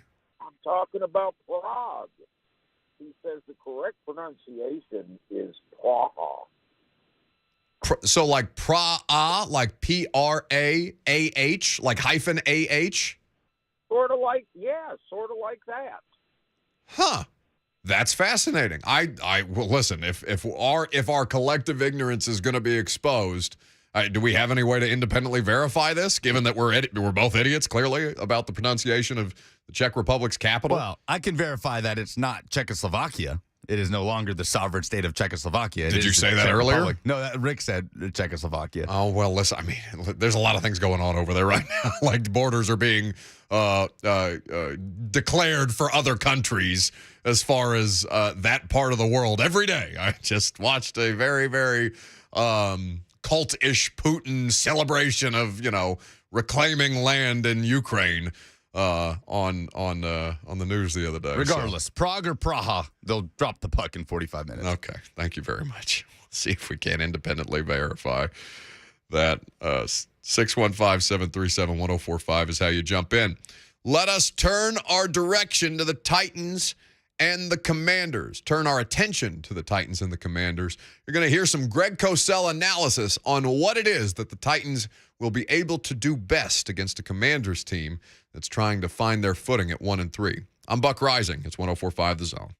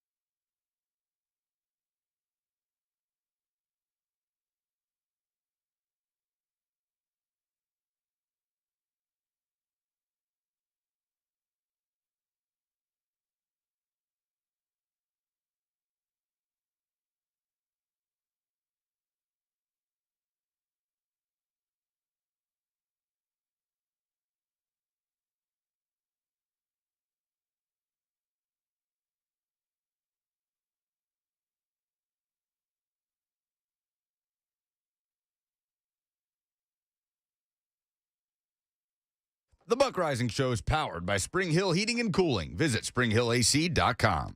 Yes, we most certainly are. Welcome back. Hope you're having a fantastic Friday. Titans on the practice field right now, as a matter of fact. Mike Vrabel's going to meet with us afterwards, and I'll be able to tell you who's in, who's out for this upcoming game. Speaking of which, you seen the Commanders' practice situation or inactive situation right now? They've apparently already got, I guess it's 1:30 there, so they would have already had their post-practice or pre-practice meeting with Ron Rivera. They are without, at this point, 3 of their offensive line starters. Center Chase Roulier, I believe is how you pronounce his last name. I'm not sure. Right guard Trey Turner and right tackle Sam Cosmi. I would anticipate that Danico Autry, Jeff Simmons, T.R. Tart, and company should be able to fare fairly well against a unit that wasn't already great, even with their starters missing at least 3 so far. Also listed as out, safety Percy Butler, Jahan Dotson, their stud rookie, and linebacker Milo Eifler, I believe is how you pronounce his name. Questionable are linebacker David Mayo and tight end Logan Thomas, who has been one of their biggest volume targets so far through the first couple of games. So, you know what this reminds me of? You remember that Bengals game a couple of years ago? I think it was during the pandemic season. I think that's right, because Clowney and Beasley, and that was the last sighting of Beasley and Jonathan Joseph in a Titans jersey, where they lost to Joe Burrow despite him being without a substantial portion of his starting offensive line, an offensive line that was already not protecting him well. And Tannehill threw an interception. It was a lot of traffic in the red zone. They ended up throwing a pick. I think it bounced off AJ's hands or something like that into the arms of a defender. Either way, an interception early on. They had trouble digging themselves out of it, and they ended up losing to a team that they had no business losing to. Do you believe in trap games? Just as in sports generally, not necessarily Titans trap game, playing down to opponents. Vols, I think, exist to play trap games, or maybe just disappoint in big games over the last couple of years. Do you believe in the concept of trap games? At this level, no. I think it depends on the level. Like, I think in high school football, right, I think that's very much a thing. In college football, in some cases, depending on the culture of a program, I think you can make that argument. But in the NFL, no. So why not in the NFL? I just don't think that these guys are looking ahead to it's the bye week coming up. But let's say they were playing the Colts. I think the injured players might be looking up to the bye week. But no, these guys are professionals. And I think we've worked with enough professionals here at the station and talked to enough to realize that the week to week for people that are successful in this league, that doesn't happen. That does not factor in the idea of a trap game. Almost everybody that I talk to or work with that has played in or coached in the NFL scoffs at that idea, right? No, it's like the myth of halftime adjustments. Right. They don't actually exist. Look at the coaches and the players on their tablets after a drive. Those are your adjustments that are being made on a drive-by-drive basis. Yeah, I love the picture people have of Downing in the locker room at halftime, frantically drawing on a whiteboard, like X's and O's and arrows. Do you think there are even whiteboards left in not locker rooms? No, I think there are. Maybe in meeting rooms. I don't know. I haven't noticed one because we go into these. Maybe they wheel the whiteboard away by the time the media gets in the locker room post game. Well, Jeremy Pruitt assaulted a whiteboard a couple of years ago. What? Remember that? No, I don't. On the sideline when he angrily kicked over a whiteboard. What? Around a defensive position group. Why don't I remember? Was this before or after he in-game fired his defensive line coach allegedly? I think this was year 1 of Pruitt. I'm not sure. Assaulted a whiteboard. Jen Neal says on the Zone TV chat, don't bring up that Bengals game, Buck. You guys have bad history with the Bengals, it seems. So let's discount the idea of a trap game, and let's discount the idea of playing down to your opposition this year. Because, again, I told you this Monday or Tuesday. I can't remember what day I had that soliloquy about I don't think they're playing down to their opponents. I just think they're down there with the rest of these teams, where Tom Brady's asked about parity in the NFL, and he's just looking around saying, no, I'm just seeing bad football. It's just objectively bad football, including from the Bucs. So, parity, fine. Trap game, letdown game, whatever. You should beat the Commanders. because the thing that you possess is the thing that is currently the Commanders' greatest weakness, and this was something that we talked about with Greg Cosell on this week's episode of The Install. And so Dotson's out. So Dotson is out. Yeah. Yeah, and he's a good player. So, the thing about Wentz is the narrative is out there. So no matter what he does, people just act like, oh, he's just going to make a Wentz play. But he really hasn't done any of those this year. I mean, holding the ball too long is not a Wentz play. That's just part of who he is, because throughout the early part of his career, he was able to make some special plays where he did hold the ball. But obviously you prefer that not to happen. Look, I know it's a long time ago now and things change, but clearly in 2017, he would have been the league MVP, and it looked like he was on his way to being a top 3 quarterback in the league. Obviously it has not worked out that way, but he has a narrative that people just automatically fall into without watching the games or seeing what he does. Sure. All they see is, oh, it's an interception. Oh, there's Wentz, but he doesn't necessarily throw a lot of interceptions. I know he threw 2 last week. One was a 1-on-1 where Diggs just was right there and made a great play. And the other, he made a bad read. He didn't, I don't know whether he didn't recognize the coverage, because I don't know what's in his head. I can't speak to that, but he threw it as if he didn't recognize where an underneath defender would be. And you know what? That happens in the league with a lot of quarterbacks. That's not a Wentzian play. So that's Greg Cosell kind of trying to differentiate between, all right, because it's kind of like Clemsoning. We've talked about this before within the context of college or professional football, where you just kind of start to stigmatize a player or a team based on previous moments that isn't necessarily applicable all of the time, but it factors into the conversation about it. And what would you describe as a Wentzian play? Well, a Wentzian play is getting slung to the ground by Bud Dupree in overtime of a divisional game, trying to get the ball from your right hand to your left hand, throwing a pass directly into Elijah Molden's chest for a pick six. Exactly what I thought of. That's a Wentzian play. Yeah. Okay?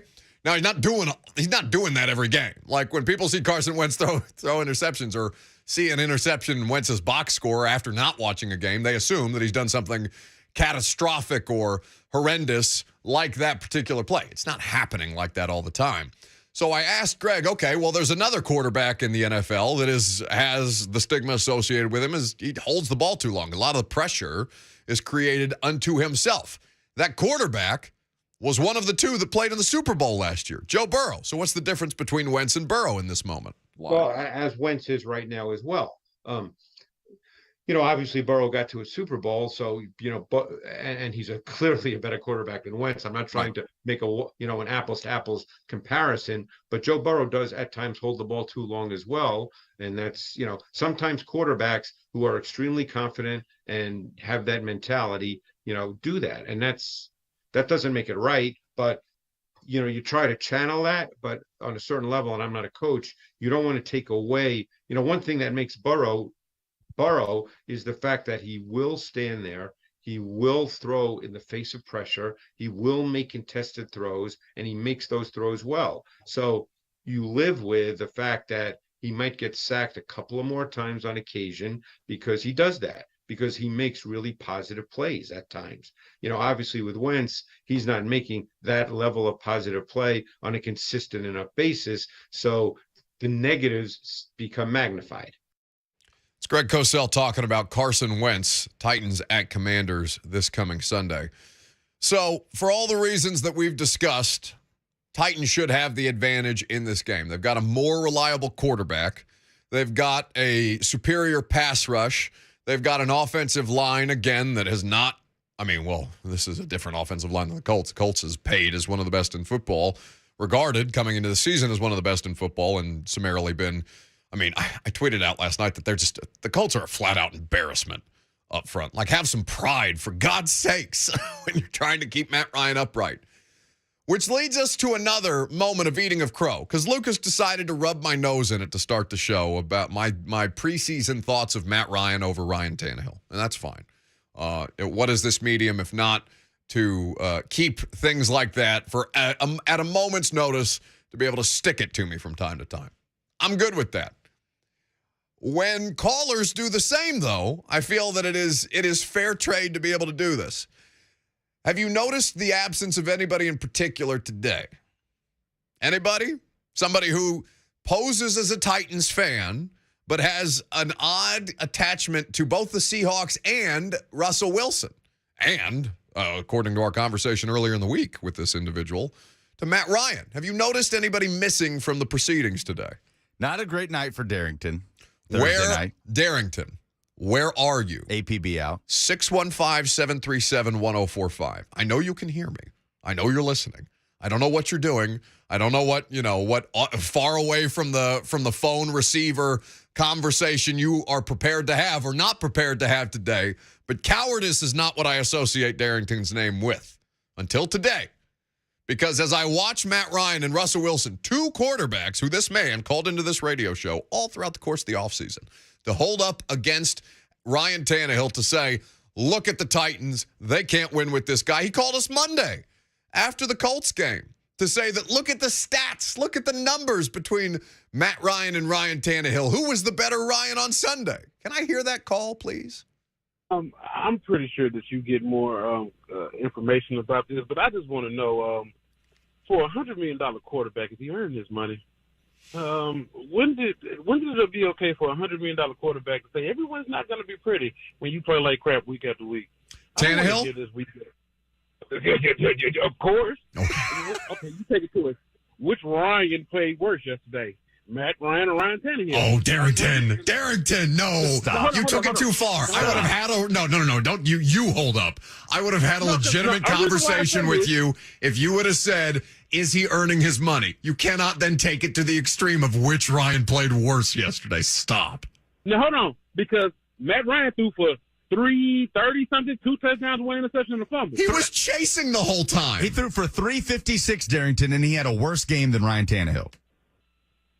Number says no, he didn't. But hey, the team-wise, the numbers are 24-17. What do you mean? The numbers say that he didn't? Hold on, that's the score, not the stats. I'm going by stats here. Stats say that the Colts are 1-2-1 in the NFL this year and 0 in the division. What are you talking about? Okay, so the AFC is now the NFC East of last year. What are you talking about? Yes, you're that right. Is terrible. Okay, see, but this is what I'm talking about. Quit giving out participation trophies. If the kids don't win it, they don't get it. And right now, Ryan ain't getting it. I don't know who's worse, Ryan Tannehill or Caleb Farley. Y'all decide. God. That's awful. That was our conversation Monday with one of the show's regulars. Now, Darrington has, I think Darrington even has the bat phone number. Like, he can get straight through if he wants. I believe this is the case. And yet, literal radio silence from this man who tried to tell me not only is Russell Wilson better than Ryan Tannehill, but Matt Ryan, who looked just ungodly awful again yesterday en route to a 12-9 Thursday night football win. Nowhere to be found. That's a shame. I've never felt more united as a football community in general than collectively watching that game last night. Just everybody's collective reaction to that game last night. I saw an Albert Breer tweet that said all this is missing is the Color Rush uniforms and a week 3 cutout of the camera coming back into the Jacksonville skyline because that's what it felt like. You know what? It felt like Thursday night football was back. Not Chiefs Chargers where they're gutting it out at the end and a 99-yard pick six by a 7th-round pick saves the game on Justin Herbert's one last throw, the only bad throw that he makes. Not a competitive football game. Oh, this was a competitive football game, but not in the way that you would expect it to be. Andrew says in the Zone TV chat that Darrington called 3HL to eat crow. No. Those aren't the same rules. You call us. Oh, I love Brandon in the YouTube chat. It was like Iowa played Iowa. Tyler points out Al Michaels was great. He was trying, man. Yeah, he was fantastic. It was almost hold back. Well, it was not only that, but what was the quote from Al where it was basically like it's almost so bad that it's good, right? And he just looks over at Herb Street, and Herb Street just gives him a flat no. No. Kirk's not used to that. There are blowouts in college football, and Kirk, even though he and I'm blanking on my guy's name, Chris Fowler, even though they do the biggest game, typically, one of the biggest games of the college football weekend every week, like you're going to see a blowout from time to time, and you have to find ways to get through that broadcast. Like not only a blowout can be a good game, or you can have things to talk about in a blowout. That game last night, it was just like, oh my God, these quarterbacks are terrible, and their offensive lines refuse to help them. I want to know what Matt Ryan did to that offensive line this year that they just clearly hate him. He's screaming at them on the sidelines. He should. I was screaming at my television, please, sir, retire after this game. You don't have to live this way. And I had some people tweeting at me the idea, he makes however much money Matt Ryan makes this year. It's not a ton comparative to what the rest of his contract looks like because of the way that they restructured it to make the trade work. But like at a certain point, you just have to think, is the money really worth it? Now, I know Lucas got after me because I said $15,000 in a competitive fishing competition was not a lot of money, and I stand by that. I think that's a fair statement. $15,000 is not life-changing money by any stretch of the imagination. Now, millions of dollars that a quarterback like Matt Ryan makes, yes, that is a different conversation entirely. So is it worth him getting battered and bruised back there? I literally saw on the 10th fumble of the season, Matt Ryan get rodeo tackled down by his long neck. Like that can't be worth it. It's about quality of life at a certain point. I would look at Sam Ehlinger halfway through that game and be like, you know what, you got this. I would. Well, who's the Bills? They also played for the Colts, but he was on the Bills when he retired at halftime.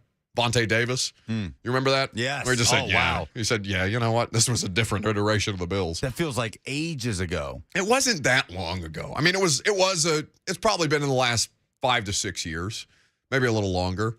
But yeah, Vontae Davis just up and quit on the Bills at halftime and said, nah, I'm retired. You guys got this. See, I saw a lot of people making the point, too, that bad NFL games are just horrific, claw your eyes out, tough to watch. Bad college football games there's at least comedy in them. They're beautiful. Yeah, there's something about it. They're just beautiful. Well, beautiful is not what I would use to I don't know that I would describe these games as beautiful, but they exist nonetheless. And next Thursday night, depending on what happens with the Commanders and Titans this weekend, Washington will have a short week before they play, you guessed it, the Chicago Bears. Those two teams, they may well be. I mean, the Colts might be the worst team in football despite winning yesterday, but the Bears would like a word. Did you see that end of season? I just saw it the other day. The way that the Bears game ended with them trying to lateral it 17 different times behind themselves to try and make a play at the end. No, I missed that. Oh, God, it's so bad. How are they worse? They were supposed to get better after Matt Nagy, and they hired Matt Eberflus, the defensive coordinator from the Colts. Not only can the Colts not – well, actually, that's not true. Colts have been decent on defense all year long outside of the Titans game. And were again last night, but they're so much worse when you watch Chicago. Anyway, last call for phone calls. We'll do some polls. I'll head out to practice and tell you who's in and out for the Titans on Sunday. I'm Buck Rising. It's 104.5 The Zone.